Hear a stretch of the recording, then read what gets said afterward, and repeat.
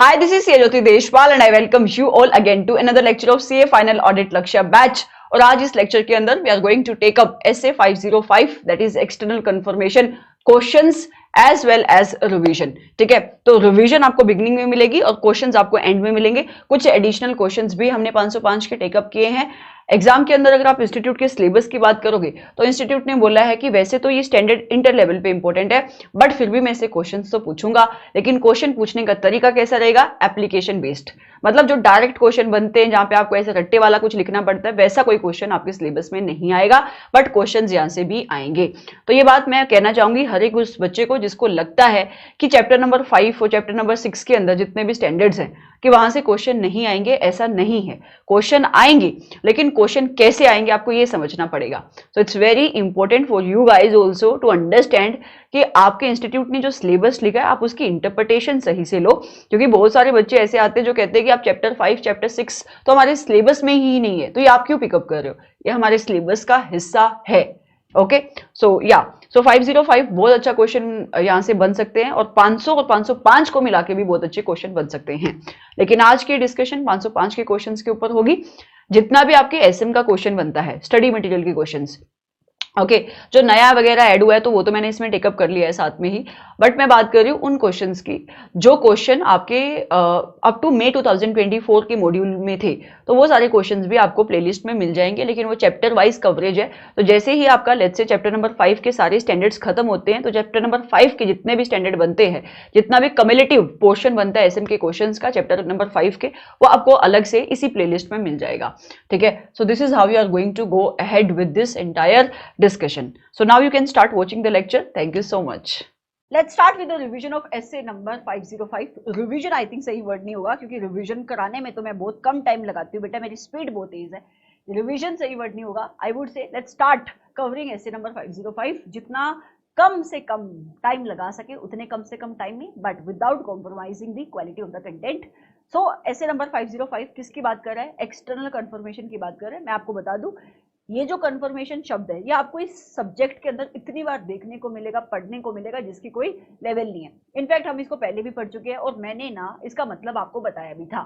I think ऐसे number 501 के अंदर इसका मतलब हमने डिस्कस किया था, क्योंकि ये पूरा का पूरा स्टैंडर्ड कंफर्मेशन के बारे में बात कर रहा है। ऑडिटर की रिस्पॉन्सिबिलिटी क्या है कंफर्मेशन को लेकर, उसकी बातें कर रहा है। तो मैं आपको फिर से कंफर्मेशन के बारे में थोड़ा सा एक ब्रीफ इंट्रोडक्शन देना चाहूंगी और कितनी टाइप की कंफर्मेशन होती है उसके बारे में हम यहाँ पे डिस्कस करेंगे। फिर ऐसे नंबर 505 ऑडिटर की रिस्पॉन्सिबिलिटी क्या फिक्स कर रहा है कंफर्मेशन को लेकर, ये डिस्कशन हमें यहाँ पे करनी है। ठीक है, सबसे पहले मैं आपको बता देती हूँ बेटा स्टैंडर्ड कौन सा हम पढ़ने वाले हैं। ऐसे नंबर फटाफट ऐसे नंबर 505 जिसका नाम क्या है? जिसका नाम है एक्सटर्नल कंफर्मेशन। जिसका नाम क्या है? External confirmation. बेटा सबसे पहली चीज जो आपको पता होनी चाहिए क्या, कि ये ना एक ऑडिट प्रोसीजर है। ये एक ऑडिट प्रोसीजर है और सही बताऊं तो ये एक सब्सटेंसिव ऑडिट प्रोसीजर है। अभी मैंने आपको सिखाया था ना आज की क्लास में ऐसे नंबर 330 के अंदर। सो इसका मतलब external confirmation is an audit procedure. तो आपकी मैनेजमेंट आपका ऑडिटर इस ऑडिट प्रोसीजर को यूज करता होगा अपने sufficient and appropriate audit evidences collect करने के लिए। तो पहली चीज जो आपके दिमाग में क्लियर होनी चाहिए, that it is an audit procedure जिसको परफॉर्म किया जाता है to collect sufficient and appropriate audit evidences. दूसरी बात, जो आपकी एक्सटर्नल कंफर्मेशन है ये एक डायरेक्ट रिस्पॉन्स होता है टू द ऑडिटर। इसका क्या मतलब हुआ? इसका मतलब ऑडिटर कंफर्मेशन भेजता है, ठीक है, और उसका डायरेक्टली रिस्पॉन्स ऑडिटर के पास आना चाहिए, मैनेजमेंट के पास नहीं आना चाहिए। अच्छा, तीसरा बेटा ये जो कंफर्मेशन होती है, ये कंफर्मेशन मोस्टली अकाउंट बैलेंसेस से रिलेटेड जो असर्शन होती हैं उनके ऊपर I would say evidences, audit evidences collect करने के लिए यूज की जाती हैं। अकाउंट बैलेंस मतलब क्या मैम? जैसे कि आपकी बैलेंस शीट के अंदर डेटर्स का बैलेंस, जैसे कि आपकी बैलेंस शीट के अंदर क्रेडिटर्स का बैलेंस, जैसे कि आपकी कोई इन्वेंट्री अगर थर्ड पार्टी के पास पड़ी है ऐसे नंबर 501 उसका बैलेंस। टीओडी में देखा था ना, दो टाइप की आपकी टीओडी होती है, एक होता है टेस्ट ऑफ ट्रांजैक्शन और दूसरा क्या होता है बेटा, टेस्ट ऑफ बैलेंस। बैलेंस मतलब क्या, एसेट लायबिलिटी के बैलेंस। तो जब आप कंफर्मेशन को यूज कर रहे हो एज अ सब्सटेंसिव प्रोसीजर, और टीओडी तो टीओडी भी तो सब्सटेंसिव प्रोसीजर का ही टाइप है, ठीक है। तो जब आप कंफर्मेशन को यूज कर रहे हो एज अ सब्सटेंसिव प्रोसीजर, तो मोस्टली इसको अकाउंट बैलेंस की जितनी भी असर्शन होती हैं उनको टेस्ट करने के लिए, उनके ऊपर एविडेंसेस कलेक्ट करने के लिए यूज किया जाता है, ठीक है। तो इसका मतलब मैम, हम यहाँ पे एक्सटर्नल कंफर्मेशन को किसी और आइटम की टेस्टिंग के लिए यूज नहीं कर सकते क्या? ऐसा नहीं है। कई बार हम कंफर्मेशन को एग्रीमेंट के टर्म्स को कंफर्म करने के लिए यूज करते हैं। मतलब आपने अपने कस्टमर के साथ सेल का एग्रीमेंट किया है, उसके टर्म्स क्या है, कोई स्पेसिफिक टर्म्स को लेकर अगर आपको कंफर्मेशन चाहिए तो आप कस्टमर से कंफर्मेशन ले सकते हो, या थर्ड पार्टी जिसके साथ आपने एग्रीमेंट एंटर किया उससे आप कंफर्मेशन ले सकते हो। सो ऐसा नहीं है कि आप कंफर्मेशन को किसी और आइटम के लिए यूज नहीं कर सकते। मैंने बोला मोस्टली अकाउंट बैलेंस की असर्शन को टेस्ट करने के लिए कंफर्मेशन को यूज किया जाता है, ठीक है। कंफर्मेशन बनाता कौन है बेटा, बनाता कौन है? बनाता है इसको ऑडिटर। समझ में आया? Confirmation is like a letter, और एक तरीके से आप इसको लेटर ही मान के चलो। आप इसको इलेक्ट्रॉनिक फॉर्म में भेज सकते हो, ईमेल से भेज सकते हो, आप लेटर भेज सकते हो। कंफर्मेशन बनाएगा ऑडिटर, और इसका रिस्पॉन्ड कौन देगी? रिस्पॉन्स को देगी थर्ड पार्टी देगी। अभी आप समझ भी जाओगे, थर्ड पार्टी मतलब जिसको स्टैंडर्ड की भाषा में कहा जा रहा है कंफर्मिंग पार्टी, ठीक है। अब अभी मैं बताऊंगी कैसे कौन होगी कंफर्मिंग पार्टी, जब मैं आपको एग्जांपल दूंगी, ठीक है। तो बनाता कौन है? ऑडिटर। ये बेसिक सी बातें हैं जिसको मैं सिर्फ बेस बनवाने के लिए आपको बता रही हूँ, ठीक है। तो बनाता कौन है? कंफर्मेशन ऑडिटर, और उसका जवाब कौन देती है? थर्ड पार्टी, जिसको आप कंफर्मिंग पार्टी कहते हो। ये समझ में आया? कंफर्मेशन दो टाइप्स की होती है। ये शायद आपके चार्ट के अंदर ये डिस्कशन नहीं है, बट आपका जो मेन मटेरियल होगा एसएम खोल के देखोगे, वहां पे आपको पता लग जाएगा। कंफर्मेशन दो टाइप की होती है। एक होती है आपकी बेटा पॉजिटिव कंफर्मेशन, एक होती है आपकी पॉजिटिव कंफर्मेशन, और दूसरी होती है आपकी negative confirmation. Negative confirmation, okay. Positive confirmation के अंदर आपकी जो कंफर्मिंग पार्टी होगी, आपकी जो कंफर्मिंग पार्टी होगी विल ऑलवेज रिस्पोंड, वो हमेशा रिस्पोंड करेगी ही करेगी। मतलब चाहे वो आपकी इंफॉर्मेशन से अग्री कर रही है और डिसअग्री कर रही है। मैम आप क्या लिख रहे हो? एग्जांपल दूंगी फिर रिलेट कराऊंगी। चाहे वो अग्री कर रही है, चाहे वो डिसअग्री कर रही है, ऑलवेज रिस्पोंड, हमेशा जवाब आएगा।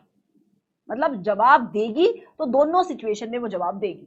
लेकिन अगर मैं नेगेटिव कंफर्मेशन की बात करूं, यहां पे आपकी जो कंफर्मिंग पार्टी है वो सिर्फ जवाब देती है, ओनली रिस्पोंड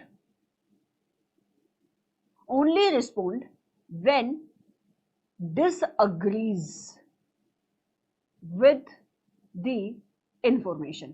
अगर वो डिसअग्री कर रही है इंफॉर्मेशन के साथ, वो तभी जवाब देती है। मैम एक बार आप एग्जांपल दे ही दो, या आपने क्या लिखवाया कुछ समझ में नहीं आ रहा। चलो एग्जांपल से पकड़ लेते हैं। हम ऑडिटर है, हमारे सामने बैलेंस शीट आई कंपनी की, ये उसके एसेट है, ठीक है। यहाँ पे उसकी लाइबिलिटी है, ओके। एसेट साइड पे मान लेते हैं एक इन्वेंट्री का, नहीं डेटर का बैलेंस पकड़ते हैं। मोस्टली डेटर्स क्रेडिटर्स के लिए यूज की जाती है, तो डेटर का बैलेंस है। अच्छा कितने का है?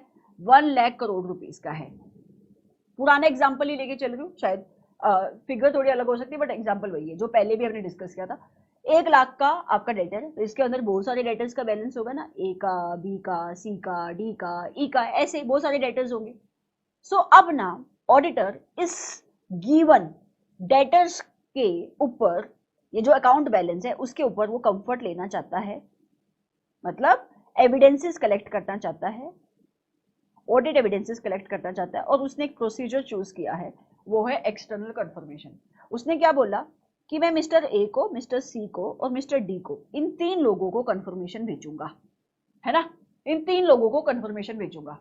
तो जब उसने आपकी मैनेजमेंट को बोला कि मुझे इन 3 लोगों को कंफर्मेशन भेजनी है, आप मुझे इनके एड्रेस दे दो, इनके ईमेल एड्रेस दे दो, या फिर इनका जो भी पोस्टल एड्रेस है वो मुझे प्रोवाइड कर दो।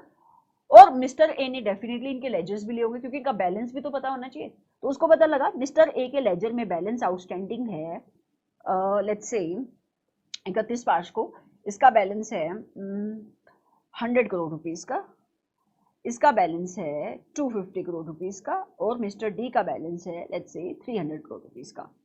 ओके, अब ना ऑडिटर अगर पॉजिटिव कंफर्मेशन बना रहा है, दो चीजें हो सकती है, या तो वो पॉजिटिव कंफर्मेशन बनाएगा या तो वो नेगेटिव कंफर्मेशन बनाएगा।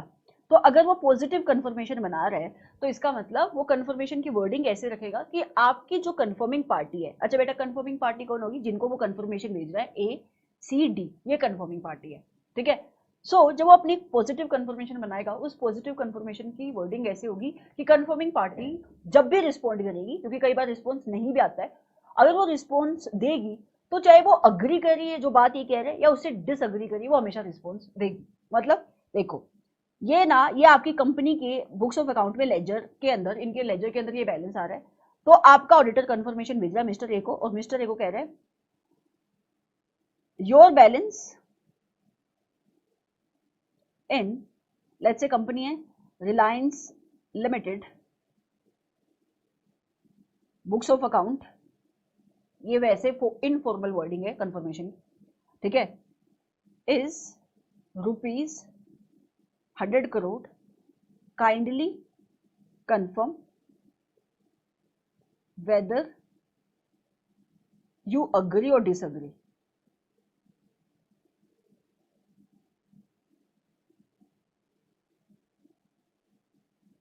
समझ में आ रहा है? तो ये इसने कंफर्मेशन बना के किसको भेज दिया, मिस्टर ए को भेज दिया, ठीक है। तो मिस्टर ए के पास जब ये कंफर्मेशन आई और ये सोचता है कि चलो मैं इसका जवाब दे देता हूं, और मिस्टर ए ये इवेल्युएट कर रहा है बेटा कि मेरी बुक्स ऑफ अकाउंट के अंदर तो 90 करोड़ का बैलेंस है, 100 करोड़ का तो नहीं है, तो ये डिसअग्री करेगा और रिस्पॉन्स देगा कि I do not disagree with this, sorry I do not agree with this, I disagree with this, और मेरी बुक्स ऑफ अकाउंट में जो बैलेंस है वो कितने का है, 90 करोड़ रुपीज का है।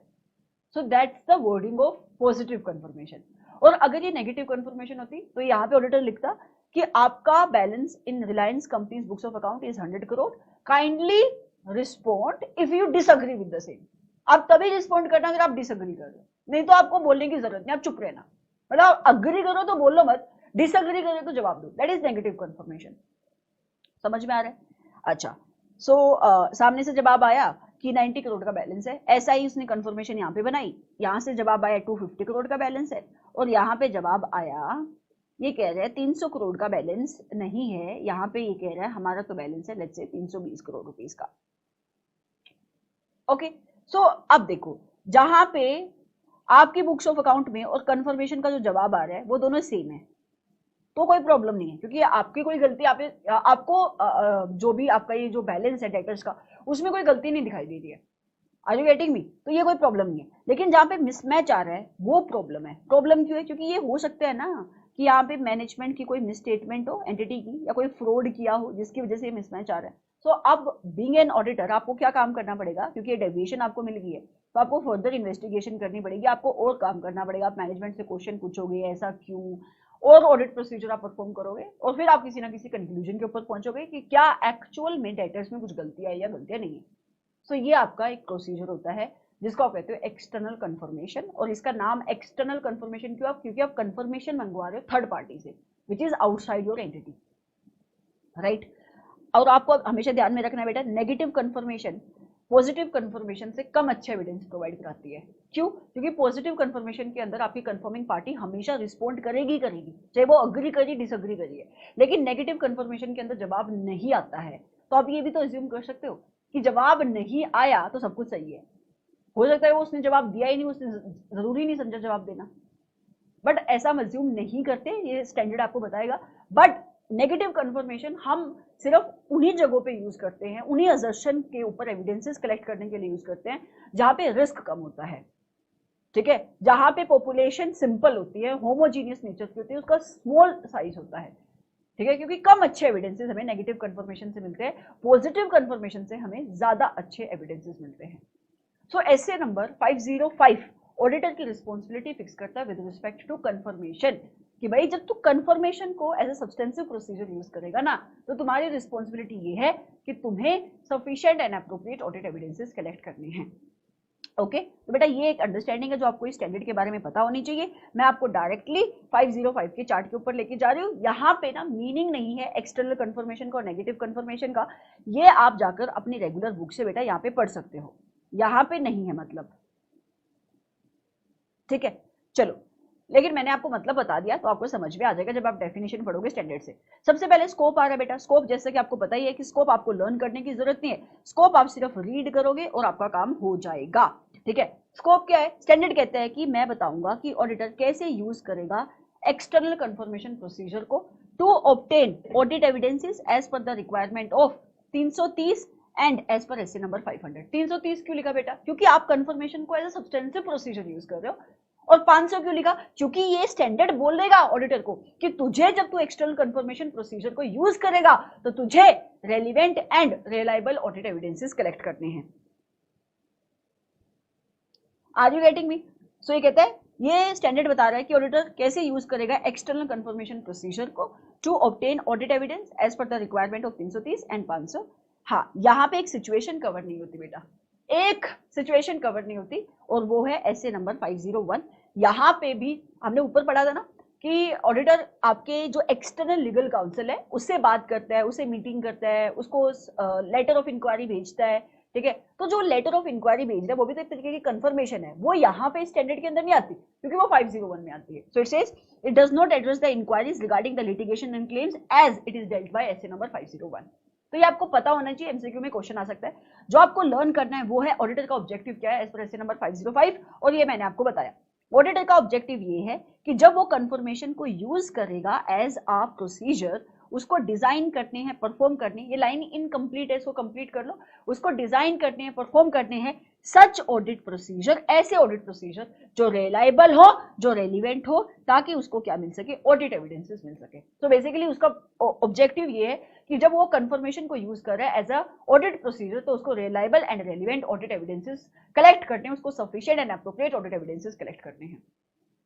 एक क्वेश्चन जहां से एग्जाम में डायरेक्ट क्वेश्चन बनेगा कि किस किस एरिया में ऑडिटर कंफर्मेशन मंगवा सकता है। तो कहता है बैंक बैलेंस को कंफर्म करने के लिए आप बैंकर से कंफर्मेशन मंगवा सकते हो, राइट? बैंक से फॉर एग्जांपल आप बैंक का बैलेंस है, बैलेंस शीट के अंदर बैंक का बैलेंस दिखाई देता है आपको, उसके ऊपर कंफर्मेशन लेनी है। एक काम आप क्या कर सकते हो, जहां भी जिस भी बैंक के अंदर आपकी कंपनी का खाता है, आप बैंकर को कंफर्मेशन भेज सकते हो। ठीक है, तो वो आपको बैलेंस कंफर्म आपको कर देगा। So that is the area जहां पे आप कंफर्मेशन मंगवा सकते हो। एक आपको पता ही है, डेटर और क्रेडिटर का बैलेंस कंफर्म करने के लिए आप कंफर्मेशन मंगवा सकते हो। तो कहता है account receivable, account payable balance के लिए आप कंफर्मेशन मंगवा सकते हो। ये वाली सिचुएशन, जो स्टॉक आपकी थर्ड पार्टी के पास पड़ा है उसके ऊपर आप कंफर्मेशन मंगवा सकते हो। ये हमने एसए नंबर 501 में देखी थी। ठीक है, कोई अगर थर्ड पार्टी के पास आपकी प्रॉपर्टी के टाइटल डीड्स पड़े हैं, आपकी प्रॉपर्टी के टाइटल डीड्स आपके पास नहीं है, ओनरशिप के डॉक्यूमेंट आपके पास नहीं है, क्यों? क्योंकि आपने बैंक से लोन लिया था तो उन्होंने आपने उन टाइटल डीड्स को मोर्टगेज के तौर पे बैंक के पास रखा हुआ है। आप ये जानना चाहते हो कंपनी की ही ओनरशिप है ना अभी भी इसके ऊपर, तो आप टाइटल डीड को देखना चाहते हो, लेकिन ये वाली टाइटल डीड आपके पास है नहीं, तो आप क्या करोगे? जिस भी थर्ड पार्टी के पास वो टाइटल डीड पड़ी है आप उनसे कंफर्मेशन मंगवा लोगे। ठीक है, आपने इन्वेस्टमेंट बाय कर लिया बट अभी आपकी डिलीवरी नहीं हुई है, क्यों? क्योंकि ब्रोकर के थ्रू आपने बाय करी, अभी भी ब्रोकर के नाम पे, तो आप ब्रोकर से कंफर्मेशन मंगवा सकते हो। आपने लेंडर से जो लोन लिया है, किसी बैंक से लोन लिया है, तो बेटा यहाँ पे भी आप कंफर्मेशन बैंक से मंगवा रहे हो, पर बैंक यहाँ पे आपका क्रेडिटर हो जाएगा, तो आप उससे कंफर्मेशन मंगवा सकते हो, ये कंफर्म करने के लिए कि आपका लोन का बैलेंस जो लाइबिलिटी साइड पे दिख रहा है और जो एक्चुअल में बैंक की बुक्स ऑफ अकाउंट पे दिख रहा है वो सेम है। आप टर्म्स ऑफ एग्रीमेंट को कंफर्म करने के लिए जिन लोगों के साथ आपने एग्रीमेंट एंटर किया है, ट्रांजैक्शन करी है थर्ड पार्टी के साथ, उनसे आप कंफर्मेशन मंगवा सकते हो। मैंने आपको एग्जांपल दिया, आप अपने कस्टमर से या किसी और पार्टी के साथ आपकी कंपनी ने जो एग्रीमेंट किया है उन टर्म्स को कंफर्म करने के लिए आप उस थर्ड पार्टी से कंफर्मेशन मंगवा सकते हो। So these are the area of testing जहां पे ऑडिटर जब चेकिंग कर रहा है वो कंफर्मेशन मंगवा सकता है, और बहुत सिंपल है। इन्वेंट्री का बैलेंस, डेटर का बैलेंस, क्रेडिटर का बैलेंस, अकाउंट पेबल, और जो क्रेडिटर आपके लोन वाले क्रेडिटर है उनका बैलेंस। ठीक है, टर्म्स ऑफ एग्रीमेंट को कंफर्म करने के लिए आप क्या मंगवा सकते हो? कंफर्मेशन। इन्वेस्टमेंट जो आपने परचेज कर ली है बट अभी आपकी डिलीवरी नहीं हुई है, मतलब ब्रोकर के पास इन्वेस्टमेंट पड़ी हुई है, वहां पे आप कंफर्मेशन मंगवा सकते हो। बैंक के बैलेंस को कंफर्म करने के लिए कंफर्मेशन मंगवा सकते हो। चलो, एक्सटर्नल कंफर्मेशन प्रोसीजर जिनको ऑडिटर एडॉप्ट करेगा, मतलब जब वो एक्सटर्नल कंफर्मेशन प्रोसीजर को एडॉप्ट कर रहा है टू कलेक्ट ऑडिट एविडेंसेस, तो उसको किन कंसिडरेशन को लेना पड़ेगा? बेसिकली कुछ भी नहीं बेटा, ये रिक्वायरमेंट की बात कर रहे हैं आपके एसए नंबर 505 की। तो स्टैंडर्ड सबसे पहले कहता है कि आप एक्सटर्नल कंफर्मेशन को यूज करने वाले हो ना as an audit procedure to collect the audit evidences, तो आप सबसे पहले तो ना आपको ना ये डिटरमाइन करना पड़ेगा कि किस इंफॉर्मेशन को आप कंफर्म करना चाहते हो, राइट, किस एरिया में आप कंफर्मेशन भेजना चाहते हो। अभी हमने देखा डिफरेंट डिफरेंट एरिया में आप कंफर्मेशन भेज सकते हो। तो सबसे पहले यू हैव टू डिटरमाइन कि किस इंफॉर्मेशन के ऊपर आप कंफर्मेशन भेजना चाहते हो। सो it says external confirmation procedure frequently हम क्यों परफॉर्म करते हैं, बैलेंसेस के ऊपर, ये लिखा हुआ है frequently are performed to confirm or request information regarding the account balance and their element, but हम इनको other item के लिए भी use कर सकते हैं। External confirmation can also be used to confirm such as terms of contract, terms of agreement, transaction between entity and other party, that is transaction between customer and entity. Okay. अच्छा, मान लेते हैं कि अब आपने सोच लिया है कि मुझे कंफर्मेशन भेजनी है, ठीक है। कंफर्मेशन आप किसके ऊपर भेजना चाह रहे हो, डेटर के बैलेंस को कंफर्म करने के लिए। तो अब आपको एप्रोप्रिएट कंफर्मिंग पार्टी को चूज करना पड़ेगा, क्योंकि अगर आपने गलत कंफर्मिंग पार्टी को चूज कर लिया, एक ऐसी पार्टी को चूज कर लिया जिसके पास नॉलेज नहीं है, जो रिस्पॉन्स आएगा वो रिस्पॉन्स ही आपके एविडेंसेस है, वो एविडेंस भी आपको अच्छे नहीं होंगे, रिलायबल नहीं होंगे, रेलिवेंट नहीं होंगे। तो जो ऑब्जेक्टिव ऐसे नंबर 550 नहीं, सॉरी 505 नहीं ऑडिटर के ऊपर सेट करा है, वो फोरफिट हो जाएगा। So it says you have to select the appropriate confirming party. कहता है responses to external confirmation request, जो रिस्पॉन्स कंफर्मेशन रिक्वेस्ट के आएंगे वो ज्यादा relevant and reliable audit evidence तब ही प्रोवाइड करेंगे अगर आप कंफर्मेशन रिक्वेस्ट ऐसी कंफर्मिंग पार्टी को भेज रहे हो जिनके पास नॉलेज है। If these are sent to a confirming party that the auditor believes is knowledgeable about the information to be confirmed. तो आपको सही तरीके से कंफर्मिंग पार्टी चूज करनी है। मान लेते हैं आपने कंफर्मिंग पार्टी भी सही चूज कर ली, अब तो स्टैंडर्ड कहता है अब आप डिजाइनिंग करना शुरू करो अपनी कंफर्मेशन रिक्वेस्ट की। डिजाइनिंग कैसे करोगे, तो स्टैंडर्ड ने सबसे पहले बोला आप डिजाइनिंग करोगे कंफर्मेशन रिक्वेस्ट की, आप कंसीडर करो कि क्या आपको पॉजिटिव कंफर्मेशन भेजनी है, क्या आपको नेगेटिव कंफर्मेशन भेजनी है। अगर आपने गलत डिजाइनिंग करी तो जो रिस्पॉन्स का रेट है वो अफेक्ट हो सकता है, क्योंकि कई बार जो आपकी पार्टीज होती है वो नेगेटिव कंफर्मेशन रिक्वेस्ट को रिस्पॉन्ड ही नहीं करना चाहती हैं, ठीक है। So it says the design of a confirmation request में directly affect the external confirmation response rate and reliability and nature of the audit evidence obtained from the responses, ठीक है।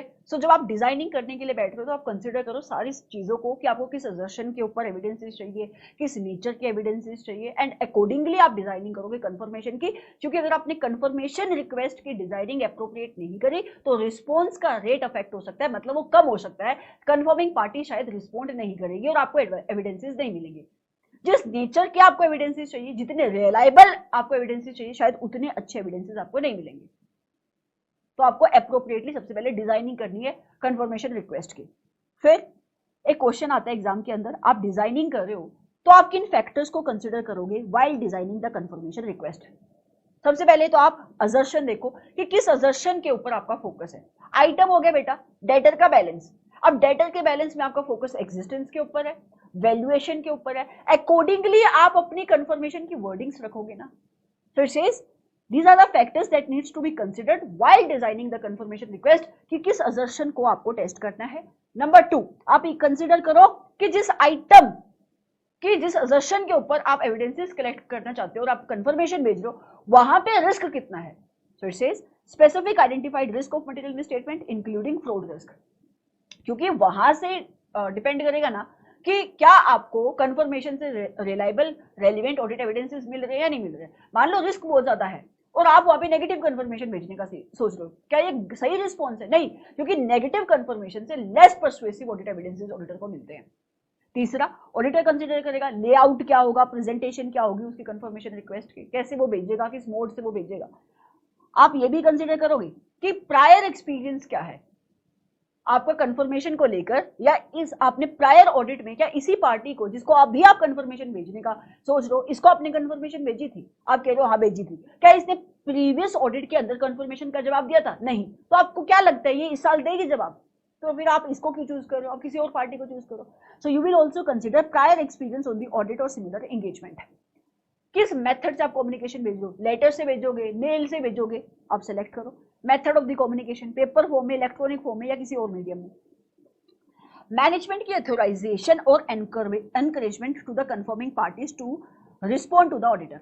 कई बार ना कुछ कंफर्मिंग पार्टी इतनी ढीठ होती है वो जवाब तभी देती है अगर मैनेजमेंट की स्टैंप होती है उसके ऊपर। मतलब मैनेजमेंट की ऑथराइजेशन इज नेसेसरी। तो आप ये कंसीडर करो कि क्या कोई कंफर्मिंग पार्टी जो आपने चूज करी है कंफर्मेशन भेजने के लिए वो ऐसी है कि वो तभी रिस्पॉन्ड करेगी अगर मैनेजमेंट की वहां पे ऑथराइजेशन है। तो आपको मैनेजमेंट की ऑथराइजेशन के साथ कंफर्मेशन को भेजना पड़ेगा। It says confirming parties may only be willing to respond to the confirmation request containing the management authorization. So you have to consider this also. आप ये भी देखो कि जिस कंफर्मिंग पार्टी को आप कंफर्मेशन भेज रहे हो क्या उसकी एबिलिटी भी है कि वो रिस्पॉन्ड कर पाएगी, उसके पास रिसोर्सेज है, टाइम है, पैसा है, नॉलेज है। So you have to consider the ability of intended confirming party to confirm or provide with the requested information. So these are the factors that needs to be considered by the auditor जब वो अपनी external confirmation request की designing कर रहा है। क्या कि मुझे किस असर्शन के ऊपर एविडेंसेस कलेक्ट करने हैं, उसके अंदर रिस्क कितना है, मेरा लेआउट क्या होगा कंफर्मेशन का, उसकी प्रेजेंटेशन मैं कैसी रखूं, है ना, किस मीडियम के थ्रू मैं इसको भेजूं, लेटर से भेजूं, मेल से भेजूं, बहुत सिंपल पॉइंट है, ठीक है, किस मीडियम के थ्रू मैं इसको भेजूं, क्या ये जो कंफर्मिंग पार्टी है क्या इसको ऑथराइजेशन भी चाहिए क्या मैनेजमेंट की, इसकी एबिलिटी क्या है to respond to the confirmation. Very simple question. चलो आपने डिजाइनिंग कर ली, ये सारे फैक्टर्स कंसिडर करके फिर ऑडिटर को ना कंफर्मेशन भेजने से पहले टेस्ट बेसिस पे वो क्या कर सकता है, वो ना ये चेक कर सकता है भाई उन कंफर्मेशन के ऊपर आपने एड्रेसेस तो ठीक डाल लिए हैं, राइट। तो कहते हैं determine that the request are properly addressed, और ये डिटरमाइन करने के लिए कि आपकी रिक्वेस्ट प्रॉपर्ली एड्रेस है, सही एड्रेसेस पे वो जा रही है, आप उसमें से कुछ कंफर्मेशन के ऊपर एड्रेसेस को डबल चेक कर सकते हो, ठीक है। फिर आपने कंफर्मेशन भेज दी, सिर्फ इतना ही नहीं, कंफर्मेशन भेजने के बाद आपका काम खत्म नहीं हो जाता, आपको प्रॉपर फॉलो अप भी करना पड़ता है। कई बार कंफर्मिंग पार्टी आपको जवाब ही नहीं देती है, टाइम गुजरा जा रहा है, आप वेट कर रहे हो जवाब आएगा, मुझे एविडेंसेस मिलेंगे, बट वो जवाब नहीं दे रही है, तो आप उसके साथ फॉलो अप करो, पूछो उससे, उसको याद दिलाओ हमने कंफर्मेशन भेजी थी। तो कह रहे हैं the auditor may send an additional confirmation request when a reply to a previous request has not been received within a reasonable period of time। जहाँ पे उसको एक स्पेसिफाइड टाइम के अंदर उसको लग रहा था यार हफ्ते के अंदर मेरे को जवाब आ जाना चाहिए था, नहीं आया, तो आप उसको एक और कंफर्मेशन भेजो, रिमाइंडर भेजो, उसको फॉलो अप रिक्वेस्ट भेजो, ठीक है। सो ये सारे एस्पेक्ट ऑडिटर को कंसिडर करने पड़ते हैं जब वो एक्सटर्नल कंफर्मेशन को as an audit procedure use कर रहा है अपने एविडेंसेस कलेक्ट करने के लिए। बेटा फिर आ रहा है एक स्पेसिफिक सिचुएशन जो एसए नंबर 505 ने डील करी है, और वो स्पेसिफिक सिचुएशन क्या है। मान लो ऑडिटर जा रहा है मैनेजमेंट के पास, वो कहता है मुझे कंफर्मेशन भेजनी है डेटर्स को, ये मेरा प्रोसीजर है जो मैंने प्लान किया मैं परफॉर्म करूंगा, है ना, और मैनेजमेंट को कह रहा है मुझे फटाफट एड्रेसेस दो, मैनेजमेंट उसको मना कर रही है, मैनेजमेंट कह रही है कोई जरूरत नहीं कंफर्मेशन भेजने की, तो क्या ऑडिटर को मान जाना चाहिए कि मैनेजमेंट ने मना कर दिया, वाओ वेरी गुड, मेरा काम कम हो गया। स्टैंडर्ड कहता है पागल है क्या, तुझे एविडेंसेस कलेक्ट करने हैं ना, हाँ, तो फिर आप मैनेजमेंट से सबसे पहले पूछो कि रीजन क्या है, inquire as to management reason for the refusal, management क्यों मना करिए कंफर्मेशन भेजने से, क्या ऑडिटर को वो रीजन रीजनेबल लगता है, मैनेजमेंट जो रीजन देगी अगर वो रीजनेबल है तो ठीक है, रीजनेबल है मतलब लेट्स से आपने बोला कि मुझे मिस्टर ए से बैलेंस कंफर्म करना है, मैनेजमेंट कह रही नहीं नहीं नहीं इसके साथ मेरा डिस्प्यूट चल रहा है कोर्ट के अंदर, है ना, अब ये जो मैटर है ये कोर्ट से रिलेटेड है, कॉन्फिडेंशियलिटी यहाँ पे आ गई है, ठीक है, तो यहाँ पे हम कोई भी discussion out of the court इस पार्टी के साथ नहीं कर सकते, तो रीजनेबल है ना, आप भेजोगे भी तो वो जवाब नहीं देगी, तो just a waste of time.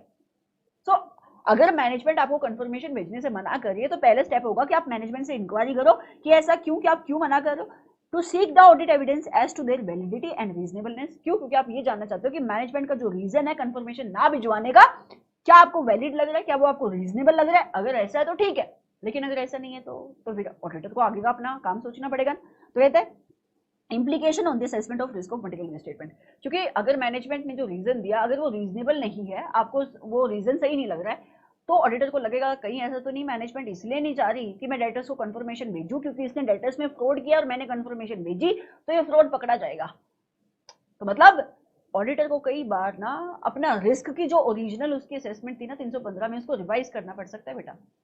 तो कहता है evaluate the implication of management refusal on the auditors assessment of risk of material statement including risk of fraud, क्योंकि कई बार ऐसा मैंने क्या बोला, मैनेजमेंट इसलिए आपको भेजने नहीं देना चाह रही है कंफर्मेशन क्योंकि उसने फ्रॉड किया है, तो there is risk of fraud, और हो सकता है कि ये वाला जो रिस्क था आपने इवेलुएट नहीं किया था जब आपने 315 लगाया, तो आपको अपने रिस्क को रिवाइज करना पड़ेगा इस गिवन सिचुएशन में। आया भी तो था जब हमने ऐसे नंबर 315 वहां पे कवर किया था, क्या कि कई बार सिचुएशन ऐसी होती है कि हमें अपने रिस्क को रिवाइज भी करना पड़ता है, और एक रीजन क्या था, जब आपने सब्सटेंशियल प्रोसीजर परफॉर्म करे वहां से जो एविडेंसेस मिले उसके अकॉर्डिंग आपको अपने रिस्क को रिवाइज करना पड़ेगा। प्लानिंग में भी आया था, प्लानिंग को रिवाइज करना पड़ेगा।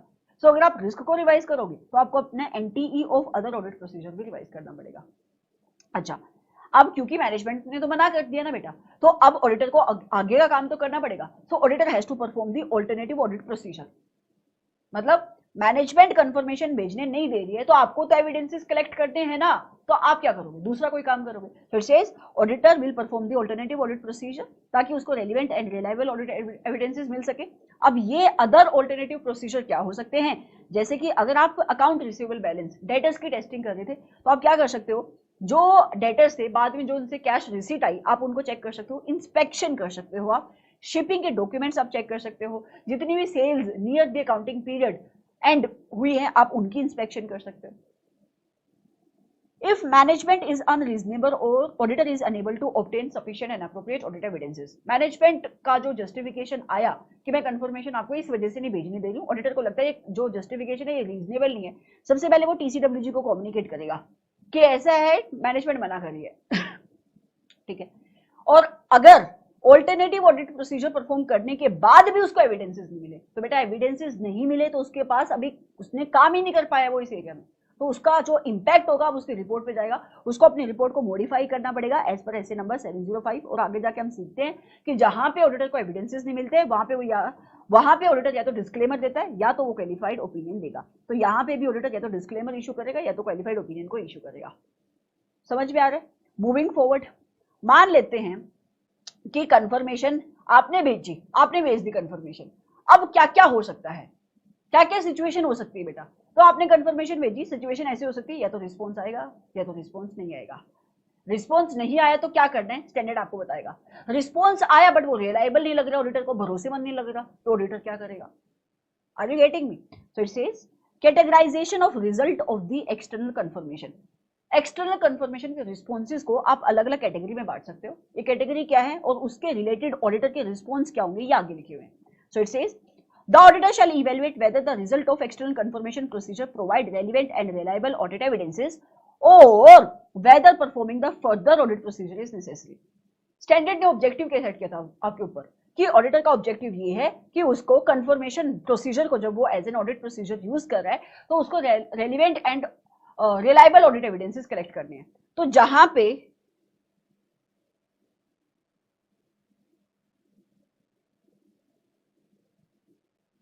गिव मी अ सेकेंड,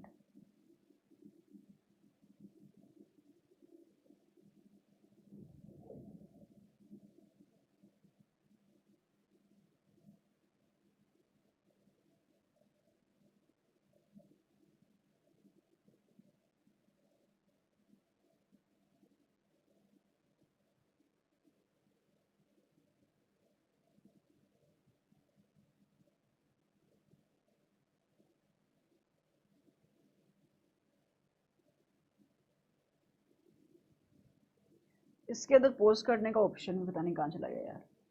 चलो कॉन्टिन्यूशन में जा रही हूं मैं आगे अभी। ओके सो बेसिकली आपका ऑब्जेक्टिव क्या था जो ऐसे नंबर 505 ने सेट किया था कि ऑब्जेक्टिव ये था कि आपको ना sufficient and appropriate audit evidences collect करने हैं। बेसिकली जहां पे आप कंफर्मेशन को यूज कर रहे हो एज एन ऑडिट प्रोसीजर, आपको रेलिवेंट और रिलायबल ऑडिट एविडेंसेस कलेक्ट करने हैं। तो जब आपने कंफर्मेशन भेजी, कंफर्मेशन का जवाब आता है तो ऑडिटर को सबसे पहले इवेल्युएट करना है बेटा कि क्या मुझे वो रिलायबल और रेलिवेंट ऑडिट एविडेंसेस मिल गए या फिर मुझे एविडेंसेस नहीं मिले और मुझे और भी काम करना पड़ेगा, फर्दर ऑडिट प्रोसीजर परफॉर्म करने पड़ेंगे। Whether I have to perform the further audit procedure, क्योंकि कई बार सिचुएशन ऐसी होती है जब उसको और काम करना पड़ता है, जैसे कि सामने से जो जवाब आ रहा है ऑडिटर को लगता है यार ये रिलायबल नहीं है, मैं इसके ऊपर भरोसा नहीं कर सकता, वो इनकम्प्लीट इंफॉर्मेशन प्रोवाइड कर रहा है, मुझे जितने एविडेंसेस चाहिए थे sufficient and appropriate audit evidences मुझे नहीं मिल रहे। When evaluating the result of individual external confirmation request, ये कुछ आपकी कैटेगराइजेशन है जो रिस्पॉन्सेज की बनती है। मतलब आप कंफर्मेशन भेज दो, ऐसा कुछ आपके साथ हो सकता है। क्या response by the appropriate confirming party indicating the agreement with the information provided in the confirmation request or providing requested information without exception। तो कहते हैं आपने मिस्टर ए को, मिस्टर सी को, डी को, इन तीनों को कंफर्मेशन भेजी। अगर आप देखोगे बी वाला जो एग्जाम्पल हमने लिया था, अरे बेटा बी वाला जो एग्जाम्पल हमने लिया था, बी ने क्या बोला था कि मेरी बुक्स में भी 250 करोड़ है और आपकी ने जो कंफर्मेशन का बैलेंस मुझे लिख के भेजा वो भी 250 करोड़ है। मतलब आपको जो रिस्पॉन्स आया उसमें कोई गलती नहीं है, एग्रीमेंट हो रहा है, there is an agreement without any exception. So यहाँ पे कोई भी इशू नहीं है। तो पहली सिचुएशन तो ये हो सकती है कि आपकी बुक्स ऑफ अकाउंट में जो बैलेंस है और कंफर्मिंग पार्टी की बुक्स ऑफ अकाउंट में जो बैलेंस है वो सेम है। दूसरा, रिस्पॉन्स आ रहा है बट ऑडिटर उस रिस्पॉन्स से सेटिस्फाइड नहीं, उसको भरोसा नहीं है, अनरिलायबल है, या कंफर्मिंग पार्टी ने कोई जवाब ही नहीं दिया, नॉन रिस्पॉन्स है, या रिस्पॉन्स आया बट डेविएशन मिल गई, रिस्पॉन्स आया डेविएशन मिल गई। ठीक है, आपने बोला 100 करोड़ है, सामने वाला कह रहा है 90 करोड़ है, आपने बोला 300 करोड़ है, सामने वाला कह रहा है 320 करोड़ है, देयर इज एक्सेप्शन। सो इस गिवन सिचुएशन में ऑडिटर का रिस्पॉन्स क्या होगा? तो बेटा जहां पे आपने relevant and reliable audit evidences collect कर लिए वहां पे तो कुछ भी आपका रिस्पॉन्स नहीं होगा। ठीक है, जहां पे आपको रिस्पॉन्स आया और डेविएशन आपको नहीं मिली वहां पे भी आपको कुछ आगे काम नहीं करना, बस आपको ये देखना है कि क्या आपको sufficient and appropriate audit evidences मिल गए। आप कह रहे हो ठीक है, तो बस आपका काम खत्म हो गया। प्रॉब्लम होगी जहां पे रिस्पॉन्स नहीं आया, जहां पे रिस्पॉन्स आया पर रिलायबल नहीं है, और जहां पे डेविएशन आपको मिली। ये तीन सिचुएशन है जहां पे एग्जाम में क्वेश्चन आता है। तो कहते हैं standard, if the auditor identifies factors that gives right to doubt about reliability of response to a confirmation request, कहते हैं रिस्पॉन्स तो आ रहा है बट ऑडिटर को कुछ तो ऐसी सिचुएशन दिखाई दे रही है जिसकी वजह से उसको भरोसा नहीं हो रहा उस रिस्पॉन्स के ऊपर, रिलायबिलिटी के ऊपर क्वेश्चन मार्क है। अगर सिचुएशन ऐसी है तो ऑडिटर अब इस सिचुएशन में रिस्क की असेसमेंट को देखेगा कि जो मेरी इनिशियल मैंने रिस्क को असेस किया था क्या उसको रिवाइज कराने की जरूरत है, कहीं ऐसा तो नहीं कि आपकी एंटिटी ने फ्रॉड किया है, एंड अकॉर्डिंगली वो अपने रिस्क के असेसमेंट को रिवाइज कर सकता है। और अगर आप रिस्क को रिवाइज करोगे तो आपको अपने फर्दर ऑडिट प्रोसीजर को भी रिवाइज करना पड़ेगा।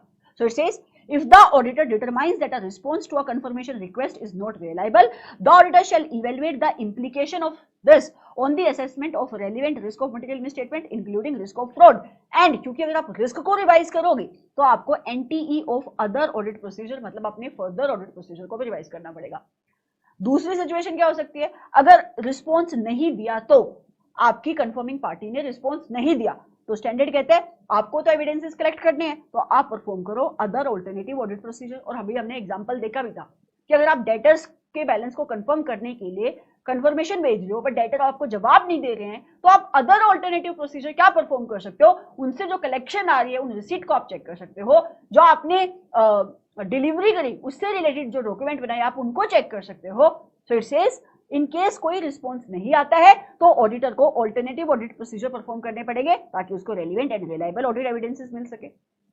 अच्छा, जहां पे आपने पॉजिटिव कंफर्मेशन भेजी और आपको लगता था कि मुझे जो sufficient and appropriate audit evidences मिल सकते हैं वो सिर्फ कंफर्मेशन के जवाब से ही मिल सकते हैं, मैं अगर ऑल्टरनेटिव ऑडिट प्रोसीजर परफॉर्म करता भी हूं तो भी मुझे sufficient and appropriate audit evidences नहीं मिलेंगे और आपको जवाब ही नहीं आ रहा है, तो फिर आपके पास कुछ ऑप्शन ही नहीं बेटा, अब आपको एविडेंसेस नहीं मिलेंगे, आपको अपनी रिपोर्ट को मॉडिफाई करना पड़ेगा। So it says if the auditor has determined that a response to a positive confirmation request is necessary to obtain the evidences और उसको रिस्पांस नहीं आ रहा है, ऑडिटर को इसकी इंप्लीकेशन क्या पड़ रही है ऑडिट के ऊपर और उसके ओपिनियन के ऊपर ये डिटरमाइन करना पड़ेगा एसए नंबर 705 के पास 7 अकॉर्डिंग सॉरी। ठीक है, और ऑडिटर को अगर ये इंफॉर्मेशन मिल ही नहीं रही है जो इंफॉर्मेशन उसको चाहिए तो अल्टीमेटली उसको अपने ओपिनियन को मॉडिफाई करना पड़ता है। समझ में आ रहा है, बहुत सिंपल है। रिस्पॉन्स नहीं आ रहा है, दूसरा काम करो, आपको अपने एविडेंसेस कलेक्ट करने हैं, रिस्पॉन्स आया भरोसा नहीं आपको तो कहीं ऐसा तो नहीं कि फ्रॉड हुआ है और जो आपने इनिशियली रिस्क की असेसमेंट करी थी आपको वो रिवाइज करने की जरूरत है including the risk of fraud.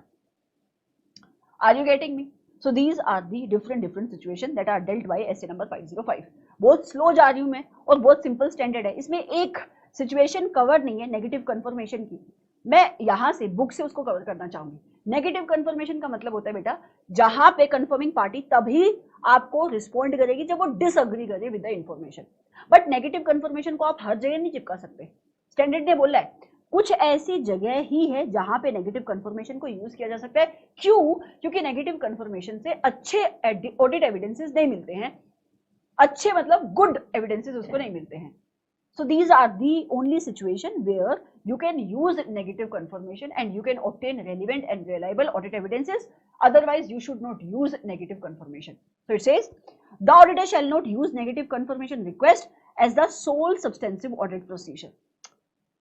To address the assessed level of risk of material misstatement at the assertion level, unless all of the following are present. तो अगर ये सारी चीजें exist कर रही हैं तो आप नेगेटिव कंफर्मेशन को as a sole substantive audit procedure use कर सकते हो।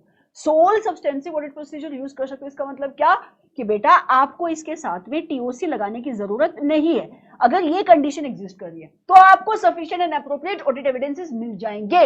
लेकिन अगर ऐसी सिचुएशन नहीं है तो फिर आप पॉजिटिव कंफर्मेशन को भेजो, और अगर आप नेगेटिव को भेज रहे हो फिर आपको टीओसी भी लगानी पड़ेगी। अच्छा, ये सिचुएशन क्या है? वही जो मैंने बोला, अगर जिस असर्शन के ऊपर टेस्टिंग करने के लिए आप एविडेंसेस कलेक्ट करो जिस असर्शन को लेकर वहां पे रिस्क कम है तो आप इसको यूज कर सकते हो। It says the auditor has assessed risk of material misstatement as low, and auditor ने साथ में टीओसी भी लगाए हैं, and has obtained sufficient and appropriate audit evidences regarding the operating effectiveness of the control relating to assertion। फिर आप negative confirmation भेज सकते हो।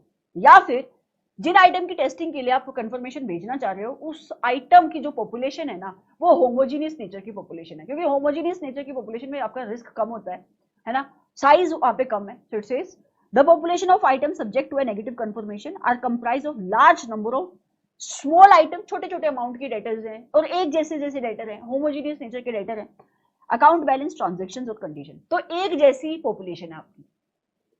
बहुत low exception rate is accepted.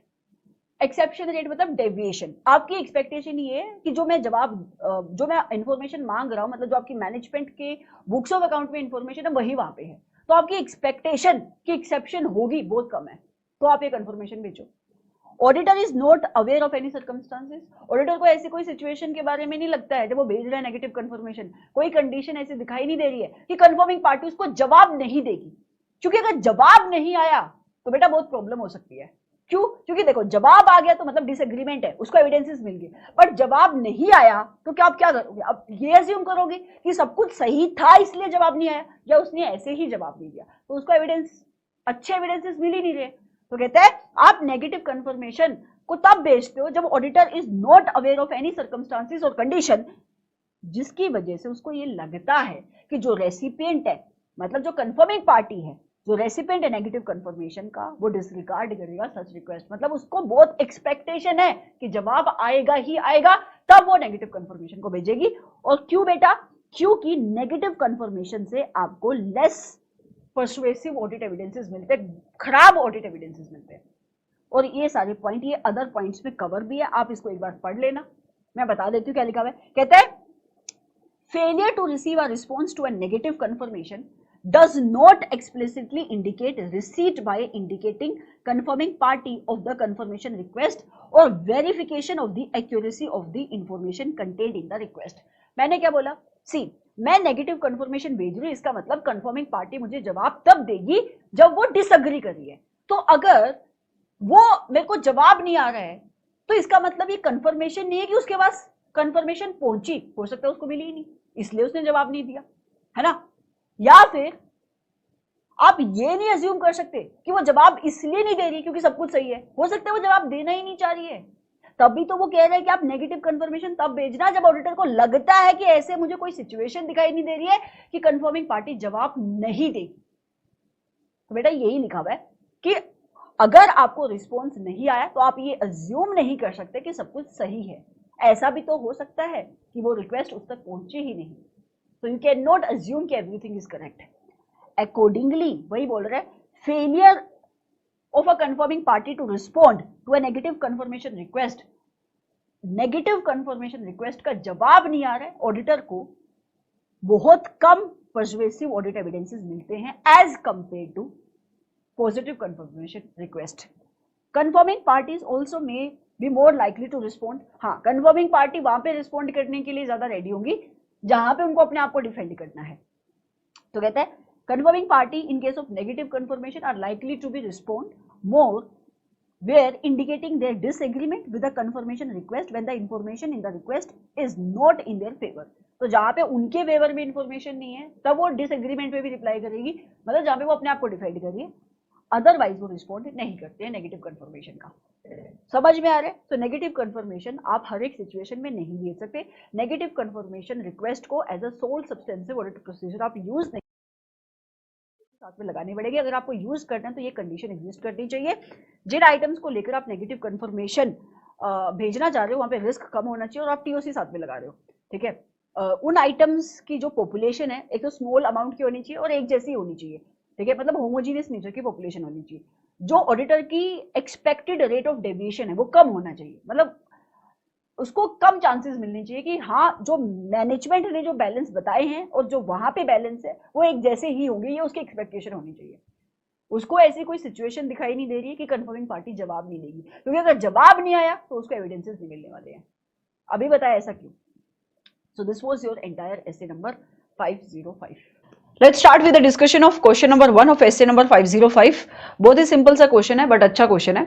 And अगर आपने 505 का रिवीजन सुना है ध्यान से या आपने अपने एंड पे भी रिवीजन किया है तो ये क्वेश्चन का आंसर आपके लिए बहुत आसानी से बन जाएगा। क्वेश्चन कहता है आपकी फर्म को अपॉइंट किया जा रहा है as the statutory auditor of a company जिसका नाम है एजीएम प्राइवेट लिमिटेड। कौन से फाइनेंशियल ईयर के लिए? 2023-2024 के लिए। जब आप कंपनी के ट्रेड रिसीवेबल की वेरिफिकेशन कर रहे थे as on 31 March 2024, so basically ये आपकी कंपनी की बैलेंस शीट है। बैलेंस शीट के एसेट साइड के ऊपर डेटर्स आ रहे हैं, मान लेते हैं 10 लाख रुपए के।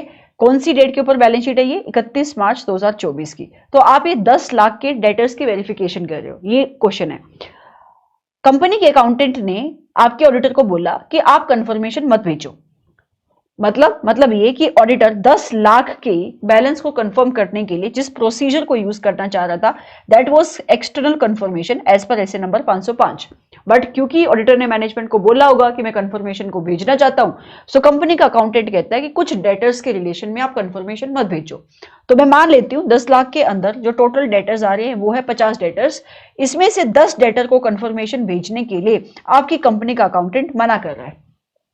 ओके, सो कहता है कंपनी का accountant no to send the balance confirmation to a particular group of trade receivable. मैंने 10 डेटर पकड़ लिए सिंस उनके साथ आपकी कंपनी का डिस्प्यूट चल रहा है और ये जो मैटर है अभी कोर्ट के अंदर गया हुआ है।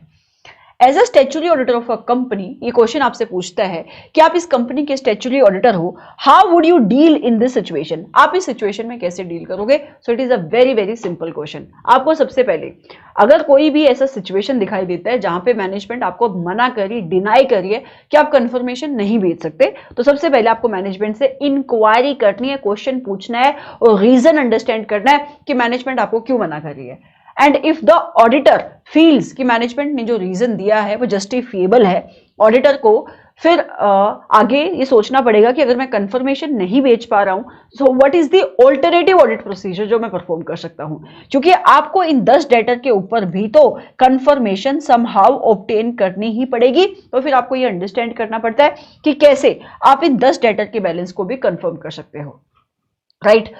तो अगर आप कंफर्मेशन नहीं भेज पा रहे तो you will perform the alternative audit procedure. But कई बार ऐसा होता है कि ऑल्टरनेटिव ऑडिट प्रोसीजर परफॉर्म करने से भी ऑडिटर को एविडेंसेस नहीं मिल रहे हैं, sufficient and appropriate audit evidences नहीं मिलते हैं। फिर क्वेश्चन आपका स्टैंडर्ड का अगर आप फ्लो देखोगे तो वहां पे लिखा हुआ है, तो उस सिचुएशन के अंदर ये एक ऐसी सिचुएशन है जहां पे आपके स्कोप के ऊपर लिमिटेशन लगी क्योंकि आपको एविडेंसेस ही नहीं मिल पा रहे हैं, तो फिर ऑडिटर अपनी रिपोर्ट को मॉडिफाई करेगा as per SA number 705।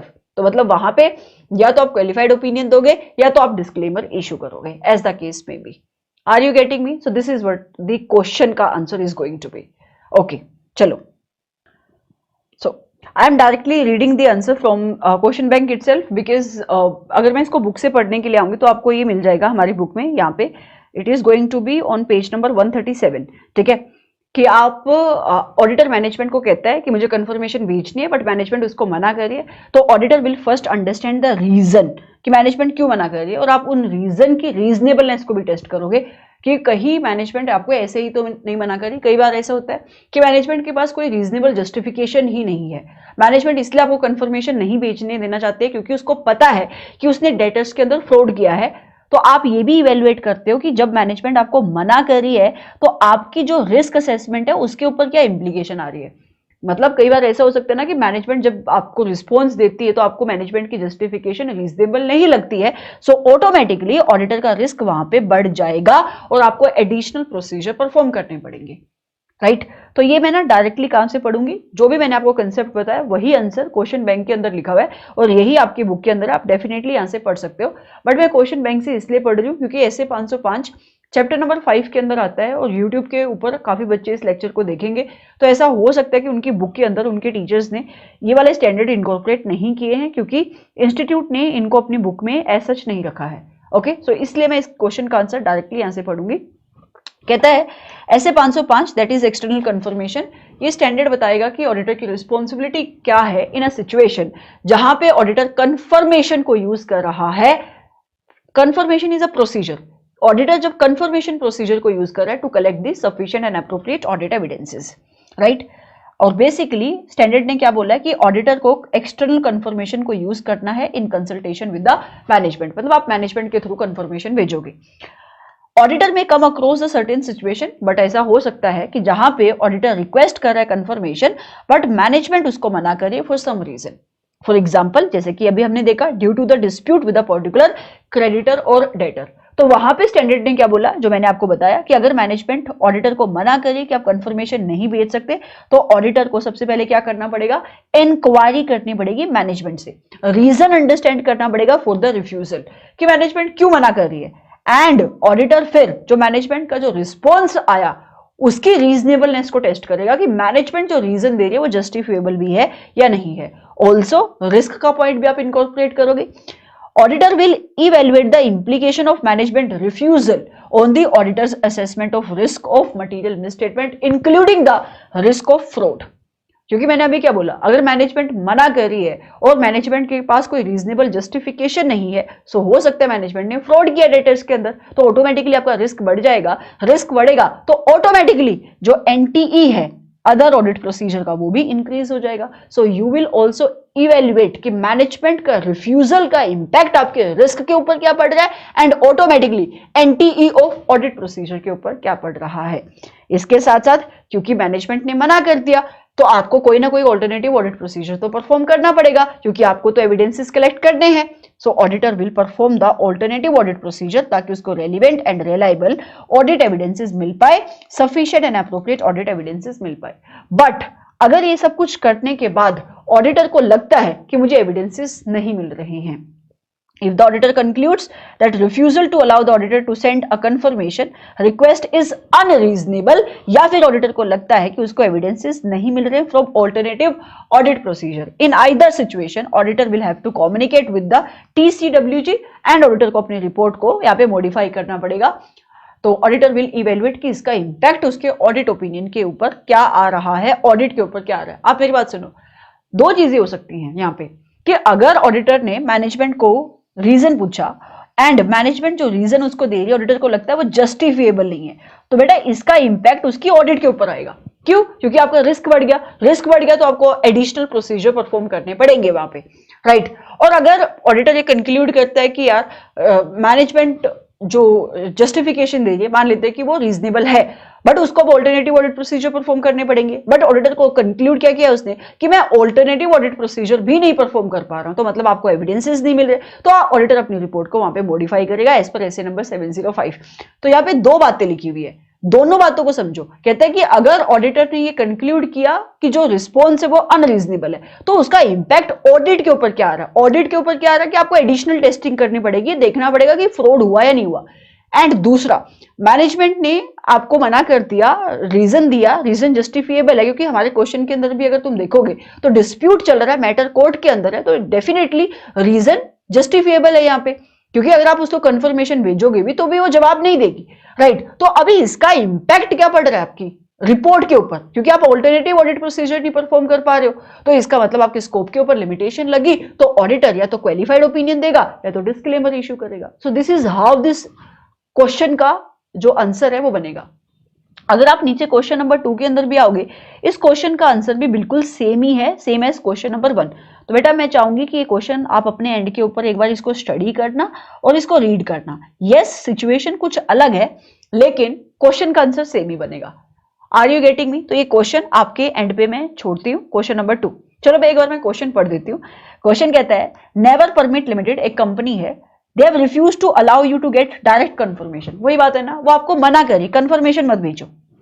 You want to ensure on the ground of materiality, लेकिन आपको लगता है कि एटलीस्ट जितना भी बैलेंस जिन लोगों का आउटस्टैंडिंग है मटीरियलिटी लेवल के ऊपर, उतने लोगों को तो मुझे कंफर्मेशन भेजनी ही पड़ेगी, ठीक है। अगर कंपनी नहीं मानती है कंफर्मेशन भेजने के लिए तो आप कैसे रिस्पॉन्ड करोगे? ऊपर वाली सिचुएशन, क्या आप कंफर्मेशन भेजना चाहते हो बट कंपनी की मैनेजमेंट मना कर रही है, तो अभी आप कैसे रिस्पॉन्ड करोगे? So this is another question, but question का जो आंसर है वो सेम ही बनेगा।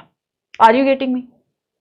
चलो अभी क्वेश्चन नंबर 3 नेगेटिव कंफर्मेशन के ऊपर है। अगर आपने 505 को ध्यान से सुना है तो ये डायरेक्ट क्वेश्चन है और ऐसे क्वेश्चन आने के चांसेस अभी फाइनल लेवल पे थोड़ी से कम है, बट ये क्वेश्चन थोड़ा सा एप्लीकेशन बेस्ड बना के डेफिनेटली पूछा जा सकता है।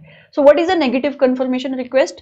Negative confirmation request is a request जहां पे कंफर्मिंग पार्टी तभी जवाब देगी जब वो डिसएग्री करती है जो आपने बोला है, ठीक है। सो अगर वो अग्री करती है तो वो चुप रहेगी। ओके, क्वेश्चन क्या कह रहा है? Messrs ABC and company LLP, तो ये आपकी सीए फर्म है, इनको अपॉइंट किया जा रहा है as the auditor of a company जिसका नाम है शार्प कंपनी लिमिटेड। कौन से फाइनेंशियल ईयर के लिए? For the year ended 31 March 2023। As a part of audit process, जब आप काम कर रहे थे CA, they want to use confirmation procedure as audit evidence. नहीं, they want to use audit confirmation procedure for collection of the audit evidence, ऐसे लिख सकते हो, during the course of audit. In the view of the fact that positive confirmation are not responded favorably, कहता है positive confirmation का जवाब ऐसे favour में नहीं आएगा, firm also intends to use negative confirmation request, तो वह नेगेटिव कंफर्मेशन रिक्वेस्ट भेजना चाहती है। क्वेश्चन इसने कहानी लिखी है ऊपर, बट क्वेश्चन बहुत सिंपल है दैट बीइंग एन ऑडिटर, जब आप नेगेटिव कंफर्मेशन रिक्वेस्ट भेजते हो तो आपको कौन से फैक्टर कंसीडर करने पड़ते हैं? तो बहुत ही सिंपल कंसेप्ट है। नेगेटिव कंफर्मेशन रिक्वेस्ट से आपको बहुत अच्छे एविडेंस नहीं मिलते। So negative confirmation request does not provide persuasive audit evidence. उसका सिंपल सा रीजन है क्या कि जब आप नेगेटिव कंफर्मेशन भेजते हो तो कंफर्मिंग पार्टी आपको तभी जवाब दे रही है जब वो डिसअग्री करती है। तो मतलब अगर वो अग्री करती तो सामने वाले कोई जवाब नहीं देगी, सामने वाली पार्टी से कोई जवाब नहीं आएगा। तो ऐसा भी तो हो सकता है ना, ऐसी सिचुएशन भी तो हो सकती है कि आपने कंफर्मेशन भेजी, सामने से कोई जवाब नहीं आया, तो आप सोच रहे हो कि जो भी बैलेंस मैं कंफर्म कर रहा था सामने वाली पार्टी उससे अग्री करती है, बट जबकि एक्चुअल में क्या हुआ, वो कंफर्मेशन कंफर्मिंग पार्टी तक पहुंची ही नहीं या उसने उसको खोल के नहीं देखा। So there may be these kind of circumstances also ना। सो इसी वजह से नेगेटिव कंफर्मेशन से ऑडिटर को बहुत अच्छे एविडेंसेस नहीं मिलते हैं, पर्सुएसिव ऑडिट एविडेंसेस नहीं मिलते हैं। तो ऐसे 505 के अंदर लिखा हुआ है कि नेगेटिव कंफर्मेशन को आप तभी यूज करोगे जब कुछ कंडीशन एग्जिस्ट करती हैं। तो मतलब अगर ऐसा कुछ सिचुएशन है, ये सारी कंडीशन प्रेजेंट है, तो ही नेगेटिव कंफर्मेशन को आप यूज करते हो, अदरवाइज नहीं। तो सबसे पहले ये लिखा हुआ है that as per SA number 505, negative confirmation request मतलब एक ऐसी रिक्वेस्ट जहां पे कंफर्मिंग पार्टी ऑडिटर को तभी रिस्पॉन्ड करेगी only if it disagree with the information which is provided in the request. And negative confirmation auditor को less persuasive audit evidence provide कराती है, कम क्वालिटी के ऑडिट एविडेंसेस प्रोवाइड कराती है as compare to positive confirmation. इसी वजह से ऑडिटर को नेगेटिव कंफर्मेशन को as a sole substantive audit procedure evidences collect करने के लिए तभी यूज करना है अगर ये कंडीशन प्रेजेंट है तो, मतलब ये सारी कंडीशन प्रेजेंट है तो। Number 1, risk of material misstatement कम है एंड ऑडिटर ने साथ में टीओसी भी परफॉर्म करे हैं। Lower risk of material misstatement and auditor has obtained the sufficient and appropriate audit evidence regarding the operating effectiveness of control, मतलब आपने टीओसी भी परफॉर्म करे। दूसरा, जिस पॉपुलेशन की टेस्टिंग करने के लिए, लेट्स से सेल की ट्रांजैक्शन आप टेस्ट कर रहे हो, डेटर की पॉपुलेशन है, इसको टेस्ट करने के लिए अगर आप कंफर्मेशन भेज रहे हो तो डेटर की पॉपुलेशन होमोजीनियस नेचर की है। So it is large number of small homogeneous account balance और ट्रांजेक्शन। क्योंकि हेट्रोजीनियस की है तो फिर वहां पे ये प्रॉब्लम हो जाएगी, क्योंकि वहां पे एनीवेज रिस्क ज्यादा रहता है। तीसरा, एक्सेप्शन रेट जो आप एक्सपेक्ट कर रहे हो दैट इज लो, मतलब आपको चांसेस ये है कि सामने वाली पार्टी से जो भी आप कंफर्मेशन मांग रहे हो वो अग्री करने वाली है।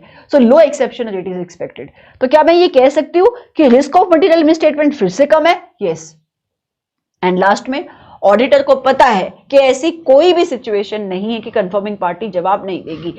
The auditor is not aware of the circumstances or condition that will cause the recipient of the negative confirmation to disregard such request। इसका मतलब ये है कि आपकी कंफर्मिंग पार्टी तक रिक्वेस्ट जाएगी तो उसको खोल के देखेगी, राइट? तो मतलब आपको ये पहले से पता है। ये कैसे पता होगा? हो सकता है आपने पहले भी कंफर्मेशन भेजी है या आपको उसके नेचर का पता है, ऐसा, right? So these are the condition that needs to be satisfied, तभी आप नेगेटिव कंफर्मेशन को यूज कर सकते हो for the purpose of collecting the evidences.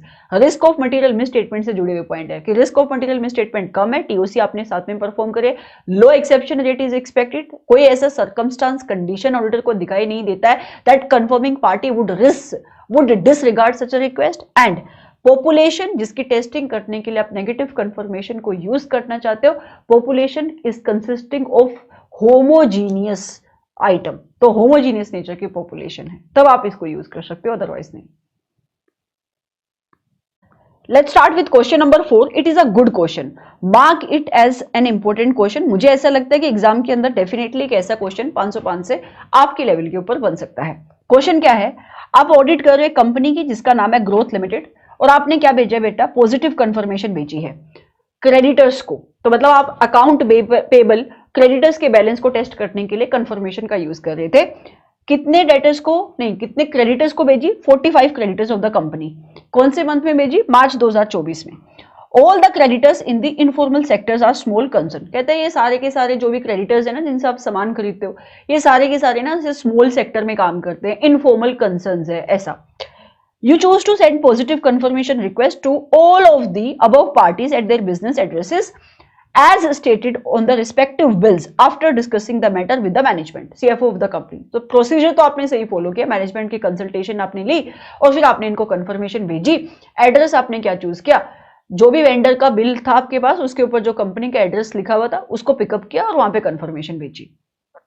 The CFO cooperative आपकी कंपनी का, एंड उसने ऐसे कुछ भी आपको इस मैटर को लेकर हैसल क्रिएट नहीं किया, वो बिल्कुल मान गया कि आप भेज दो कंफर्मेशन।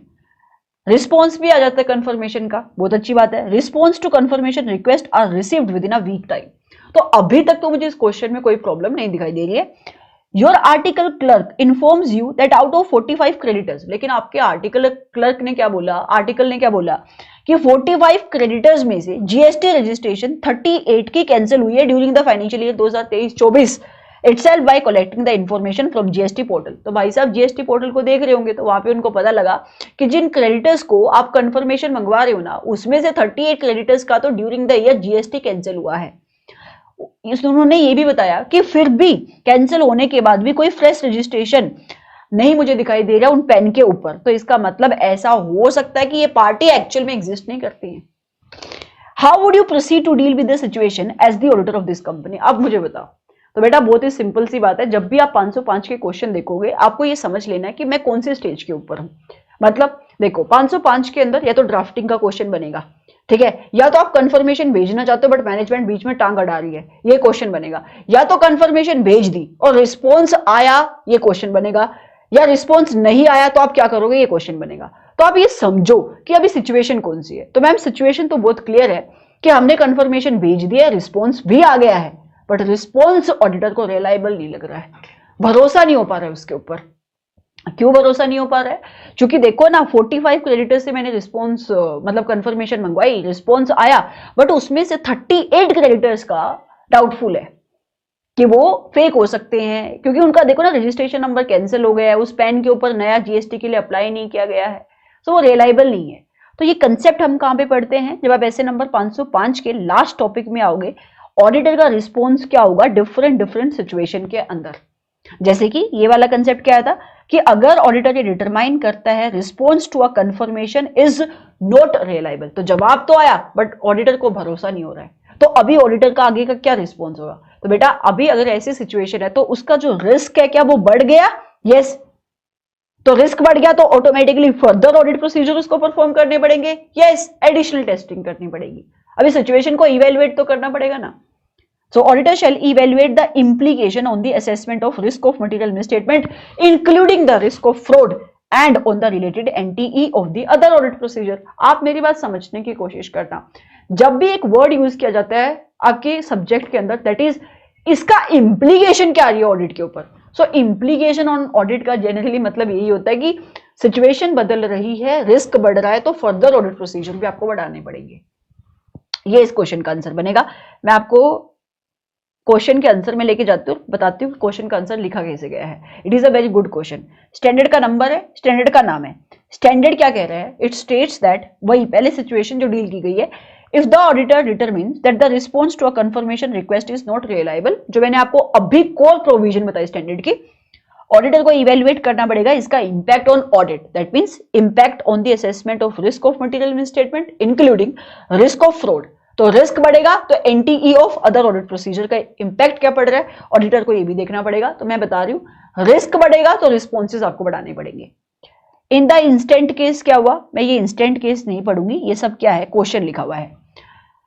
ऑडिटर ने कंफर्मेशन भेजी थी इन मार्च 2024 जो रिस्पॉन्ड भी हुई, लेकिन अभी क्योंकि सिनेरियो ऐसा है तो ऑडिटर को रिस्पॉन्स के ऊपर क्या अराइज हो रहा है, डाउट अराइज हो रहा है। तो क्या मैं कह सकती हूं एज पर एसए नंबर 500 ये जो कंफर्मेशन का रिस्पॉन्स आया ऑडिटर को वहां से relevant and reliable audit evidences मिल गए, sufficient and appropriate audit evidences मिल गए? नहीं, मैं नहीं कह सकती।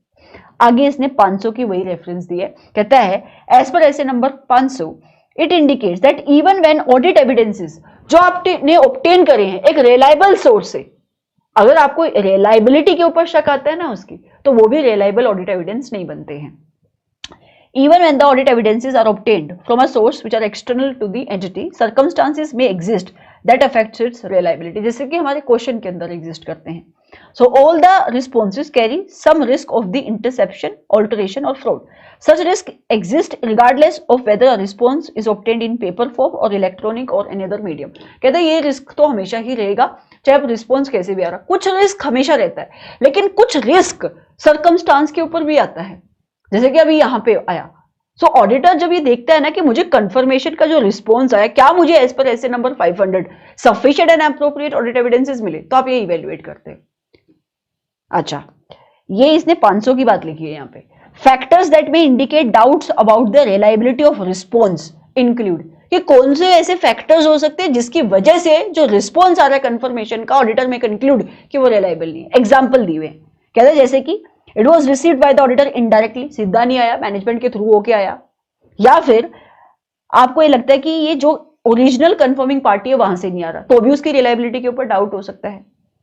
सो keeping in the mind the situation given above, there is a risk that response has not come from the originally intended confirming party, क्योंकि रजिस्ट्रेशन नंबर उनका कैंसिल हो गया है, उनका बिजनेस एड्रेस नहीं, वहां लोग नहीं, आपको ऐसा लग रहा है कि हो सकता है कि जहां से आपको रिस्पॉन्स आना चाहिए वेंडर से वहां से नहीं आ रहा। So unreliable responses indicate a fraud risk factors which require evaluation, मतलब जहां पे अभी ऑडिटर को एडिशनल प्रोसीजर परफॉर्म करने ही पड़ेंगे। सो इसने इतना खींच दिया इस बात को, इसकी सिंपल सी जो इंप्लीकेशन आती है वो क्या है, कंफर्मेशन भेजी, रिस्पॉन्स आया, रिलायबल नहीं है, ऑडिट के ऊपर क्या इंपैक्ट आ रहा है ये देखो, रिस्क की रीअसेसमेंट करो, रिस्क बढ़ेगा तो NTE of the further audit procedure भी बढ़ेगा। यही आपके इस क्वेश्चन का आंसर है। So it is a very good question. बीच में इसने 500 की रेफरेंस दी, तो आप भी दोगे, आंसर के अंदर इसकी रेफरेंस दी गई है, क्योंकि कंफर्मेशन को हम यूज करते हैं to collect the sufficient and appropriate audit evidences. और सफिशिएंट का मतलब क्या, एप्रोप्रिएटनेस का मतलब क्या, रेलिवेंट रिलायबल ऑडिट एविडेंस का मतलब क्या, ये 500 बताता है। तो 500 और 505 एक दूसरे से जुड़े हुए स्टैंडर्ड है। ओके, दो और एडिशनल क्वेश्चंस है जिसको मैं टेकअप करना चाहूंगी फ्रॉम एसए नंबर 505। ये क्वेश्चंस बेसिकली ओल्ड सिलेबस का जो प्रैक्टिस मैनुअल है वहां से बनते हैं। आपको ये क्वेश्चंस की पीडीएफ कहां पे मिल जाएगी, आपने लक्ष्य बैच बाय किया होगा ₹1 का, वहां पे नोट सेक्शन है, वहां पे आप एडिशनल क्वेश्चंस देख सकते हो। तो मैंने चैप्टर वाइज या स्टैंडर्ड वाइज एडिशनल क्वेश्चंस जो भी मैं टेकअप कर रही हूँ जो हमारे क्वेश्चन बैंक के अंदर नहीं है, ठीक है, और ज्यादातर ये वही क्वेश्चन है जो ओल्ड सिलेबस की प्रैक्टिस मैनुअल में कोई अच्छा क्वेश्चन मुझे दिखता है या बहुत पुराना कोई क्वेश्चन है, ठीक है, और जो क्वेश्चन बैंक में नहीं इंक्लूडेड है, क्योंकि क्वेश्चन बैंक में ज्यादातर हम कोशिश यही करते हैं कि रीसेंट अटेम्प्ट के क्वेश्चंस हो, नहीं तो फिर बहुत सारे क्वेश्चंस बन जाएंगे। ओके, सो इस वजह से कुछ अच्छे क्वेश्चंस है जो डेफिनेटली मैं टेकअप कर रही हूँ, एंड ये क्वेश्चंस आप वहां पे नोट सेक्शन में जाके डाउनलोड कर पाओगे। अगर आई थिंक डाउनलोड का ऑप्शन नहीं है अगर आप इसको फोन पे चलाते हो ऐप को, लेकिन अगर आप वेब के थ्रू इसको डाउनलोड करोगे तो डाउनलोड भी कर पाओगे, नहीं तो आप फोटो लेके रख सकते हो, क्योंकि अल्टीमेट पर्पस क्या है इन क्वेश्चंस को सोल्व कराने का, पर्पस ये है कि आपको जितना हो सके उतना क्वेश्चंस को लेकर एक्सपोजर मिलना चाहिए। क्योंकि अगर आप क्वेश्चंस नहीं सोल्व करके जाते तो आपकी सब्जेक्ट की तैयारी बहुत आधी अधूरी है। 3 ही चीज चाहिए आपको इस सब्जेक्ट को पास करने के लिए। A, you need to have conceptual knowledge. B, you need to thorough read and understand the subject. Because आप जितना कम पढ़ोगे, जितना कम आप इस सब्जेक्ट को समझने की कोशिश करोगे, जितना शॉर्ट नोट्स के पीछे भागोगे, उतना ही आपके चांसेस पास होने के कम होते चले जाएंगे। इसका रीजन है बेटा, क्योंकि अभी क्या है कि इंस्टीट्यूट ऐसा कोई सिंपल क्वेश्चन तो पूछता नहीं है, और अगर उसने क्वेश्चन पूछा है तो आप 40 नंबर की एक्सपेक्टेशन फिर वहां पे लेके जा रहे हो, ठीक है। अभी आपके केस सिनेरियो के क्वेश्चंस भी आते हैं तो वहां पे इंटीग्रेटेड केस सिनेरियो बनते हैं, तो जितना ज्यादा आपको थोरो अंडरस्टैंडिंग होगी सब्जेक्ट की, उतना ज्यादा कनेक्टिविटी आप कंसेप्ट के साथ कर पाओगे। प्लस आप जितने ज्यादा क्वेश्चंस देखकर जाओगे उतना आपका एक्सपोजर बढ़ेगा कि जो भी कंसेप्ट आपने बुक के अंदर पढ़े हैं वहां से क्वेश्चंस कैसे पूछे जा सकते हैं। यही तरीका इस सब्जेक्ट को डील करने का।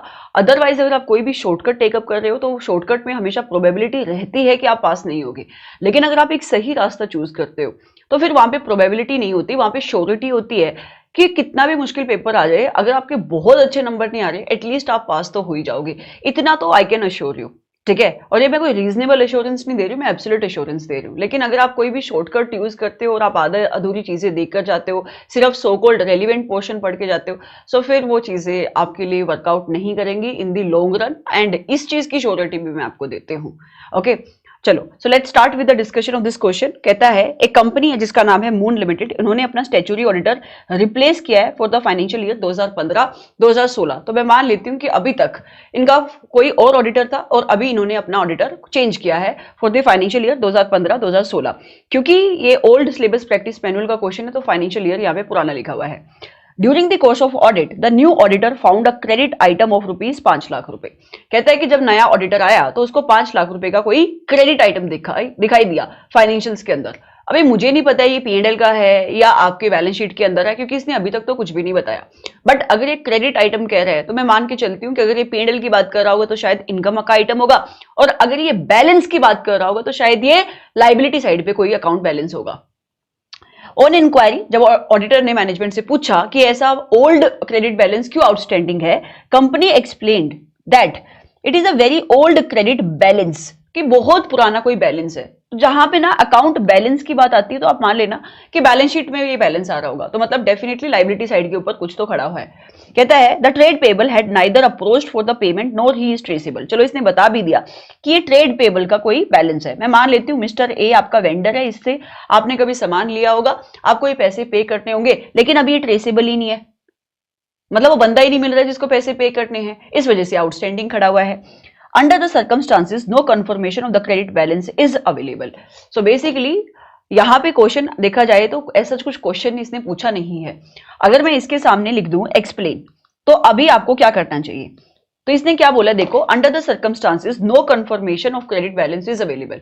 तो इसका मतलब ये है कि ऑडिटर ने कंफर्मेशन भेजी होगी, और क्योंकि वो आपका जो क्रेडिटर्स है वो क्रेडिटर ट्रेसेबल ही नहीं है, मतलब उसका एड्रेस नहीं होगा, आप उसको ढूंढ नहीं पा रहे हो कंपनी, तो अगर ऑडिटर मैनेजमेंट से इसका एड्रेस मांगेगा भी for sending the confirmation, management के पास एड्रेस नहीं है, सो दैट मीन्स कंफर्मेशन आप यहाँ पे नहीं भेज सकते। And if the auditor feels की कंफर्मेशन भेजना इंपॉर्टेंट है बट आप कंफर्मेशन नहीं भेज पा रहे हो, तो क्या आप कोई और ऑल्टरनेटिव ऑडिट प्रोसीजर परफॉर्म करोगे? डेफिनेटली।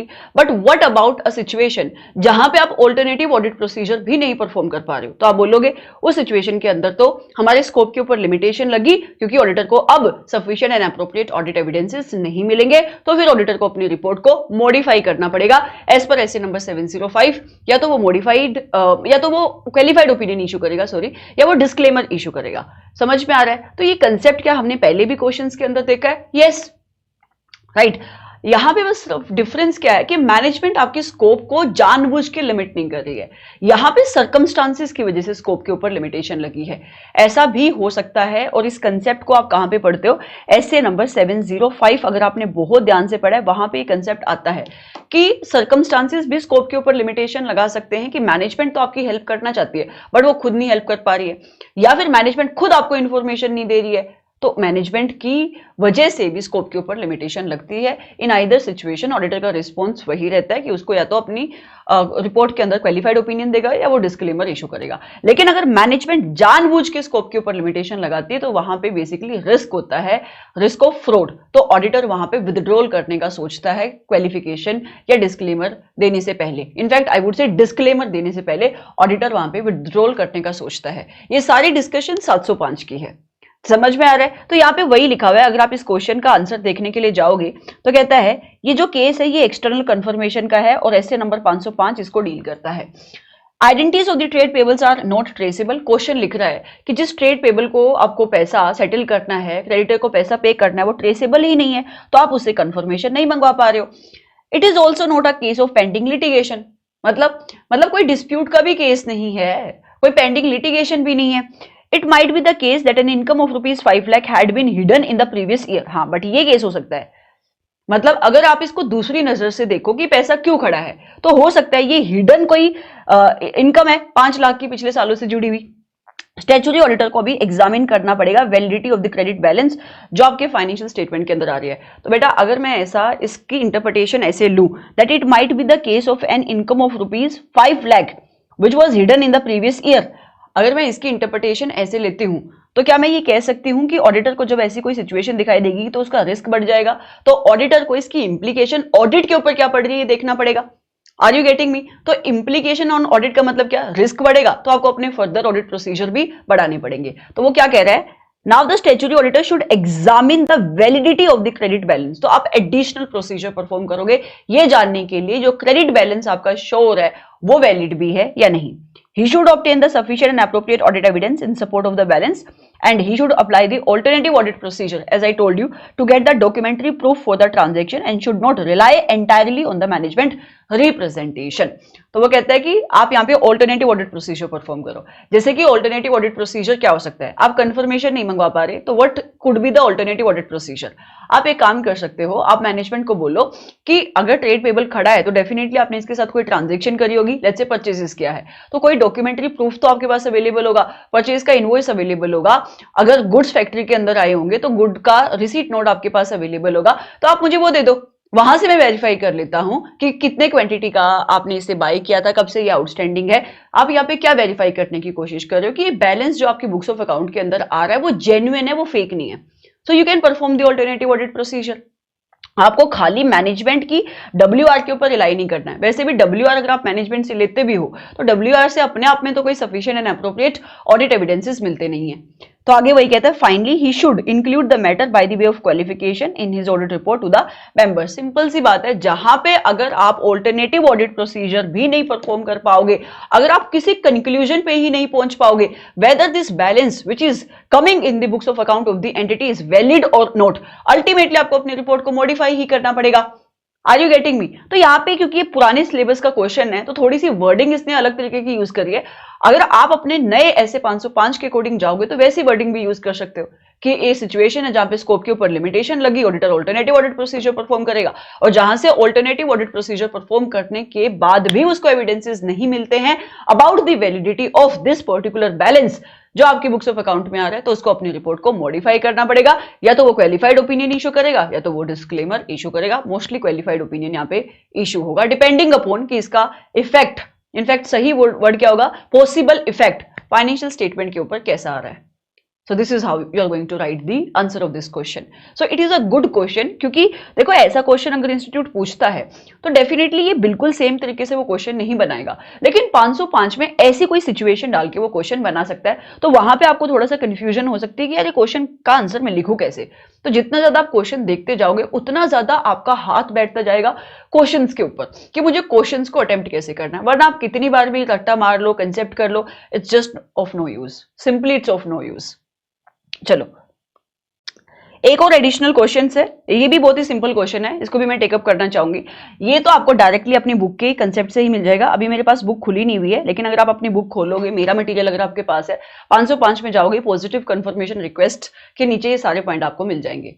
ओके, क्वेश्चन क्या है, mister Z who is appointed as the auditor of a elite company limited, एक पब्लिक कंपनी का ऑडिटर आपको अपॉइंट किया जा रहा है, and this auditor wants to use the confirmation request as audit evidence during the course of audit। बेटा आप जैसे ही ये लाइन पढ़ते हो ना कि auditor wants to use the confirmation request to collect the audit evidences, तो आपका दिमाग कहां पे जाना चाहिए, 505 के अंदर।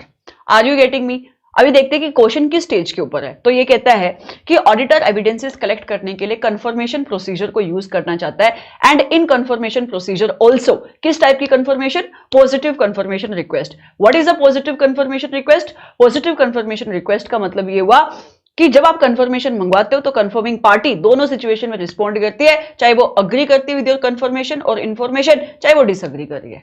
Okay, What are the factors that needs to be considered by Mr. Z when designing a confirmation request? पहले कहता है कि जब आप पॉजिटिव कंफर्मेशन रिक्वेस्ट डिजाइन करोगे तो कौन से फैक्टर्स को कंसीडर करोगे।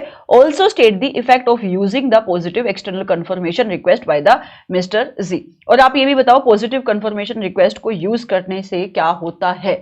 तो जनरली जो भी हमने पॉजिटिव कंफर्मेशन रिक्वेस्ट के बारे में पढ़ा है ऐसे 505 में, वो आपको लिखना है। तो सिंपल सी बात है, पॉजिटिव कंफर्मेशन रिक्वेस्ट का मतलब क्या, सबसे पहले वो लिखोगे जो मैंने आपको अभी बताया।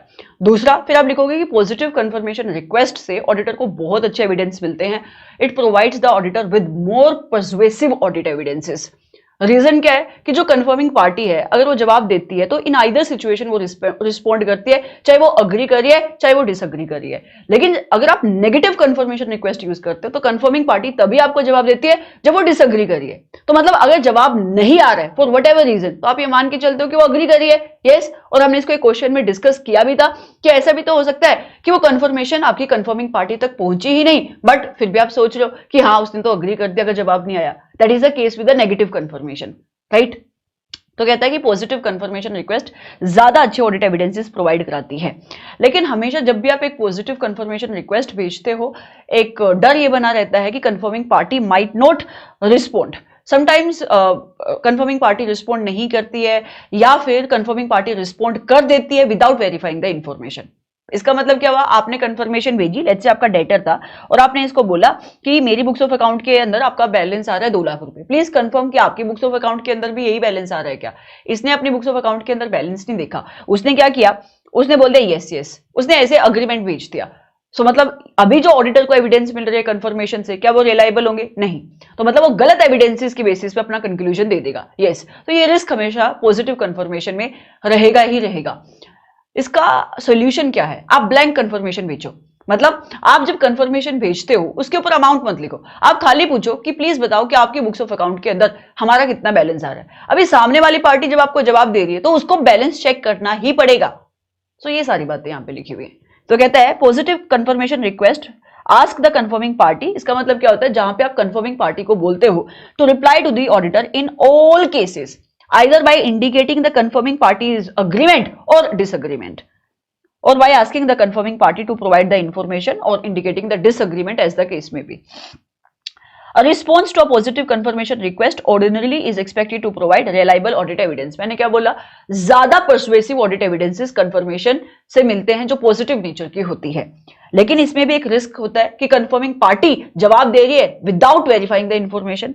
There is a risk however that confirming party may reply to the confirmation request without verifying the information is correct. Auditor इस रिस्क को रिड्यूस कैसे कर सकता है, ब्लैंक कंफर्मेशन भेज के।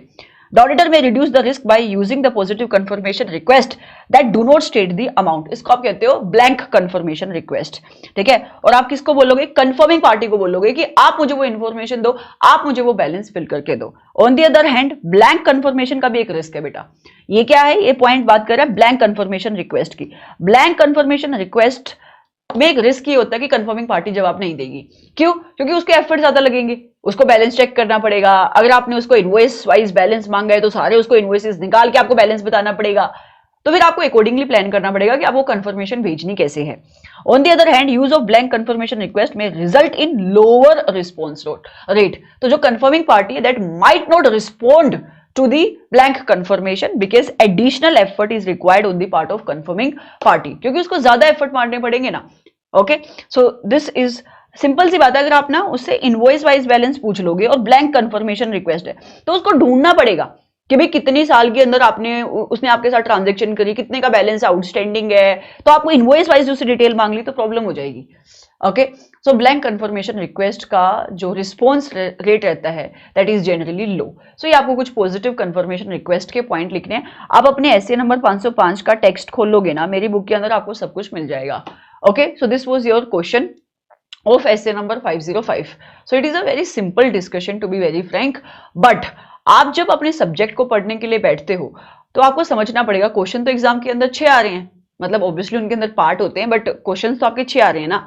अभी 6 क्वेश्चन कहां से बनेंगे टोटल, अगर आप 3 पार्ट भी उनके लगा दो, चलो 18 पकड़ लो, ठीक है। तो वो क्वेश्चन बनेंगे कहां से, आपको ये बहुत अच्छे से पढ़ाई करके, कंप्लीट पढ़ाई करके थोड़ा सा एक स्ट्रेटेजिकली आपको चलना पड़ेगा कि क्वेश्चन कहां से कैसे बन सकते हैं। जैसे कि अगर आप 505 की देखोगे तो कुछ सिलेक्टेड कंसेप्ट ही है जहां से क्वेश्चन बनते हैं, और जो कंसेप्ट आपने अभी देखे क्वेश्चंस के अंदर वही कंसेप्ट है जहां से 505 के क्वेश्चन बनेंगे। अगर इंस्टीट्यूट ने क्वेश्चंस को मॉडिफाई भी किया, जो आप नहीं पढ़ रहे हो, आई कैन 100% एश्योर यू कि अगर आपने सब्जेक्ट थोरोली पढ़ा है, आपको नॉलेज है ऐसे की, और आप क्वेश्चंस देके गए हो तो आप अटेम्प्ट कर पाओगे। आपका पेन नहीं रुकेगा, पेन सिर्फ आपके पेपर के अंदर उसी बच्चे का रुकेगा जो शॉर्टकट मार के जाता है, क्योंकि शॉर्टकट वाले बच्चे का क्या है कि जो उसने पढ़ा, जिसका उसने रट्टा मारा, वो आ गया तो उसने लिख दिया, लेकिन अगर वो नहीं आया तो उसका दिमाग वहीं रुक जाएगा, वो नहीं इंटरप्रिटेशन कर पाएगा क्वेश्चन की और नहीं आंसर लिख पाएगा। This is what is happening in CA final with the students unfortunately. ठीक है, चलो अगर आप देख रहे हो तो बहुत अच्छी बात है। मेरा ऑब्जेक्टिव ये है कि चाहे कम बच्चे क्लासेस को देखे, बट देखे, क्योंकि अल्टीमेटली तो आपको मान के चलना पड़ेगा ना, 100 में से पास तो 10 बच्चे ही होने हैं, तो जो देख रहा है वो पास होगा, ये मैं आपको गारंटी से कह सकती हूँ अगर आप अच्छे से पढ़ाई कर रहे हो तो। बाकी तो सब लगे हुए हैं एक ही रेस में।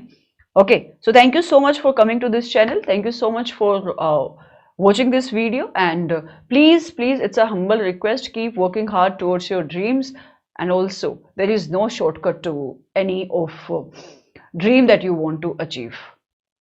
Okay, so yeah, bye bye.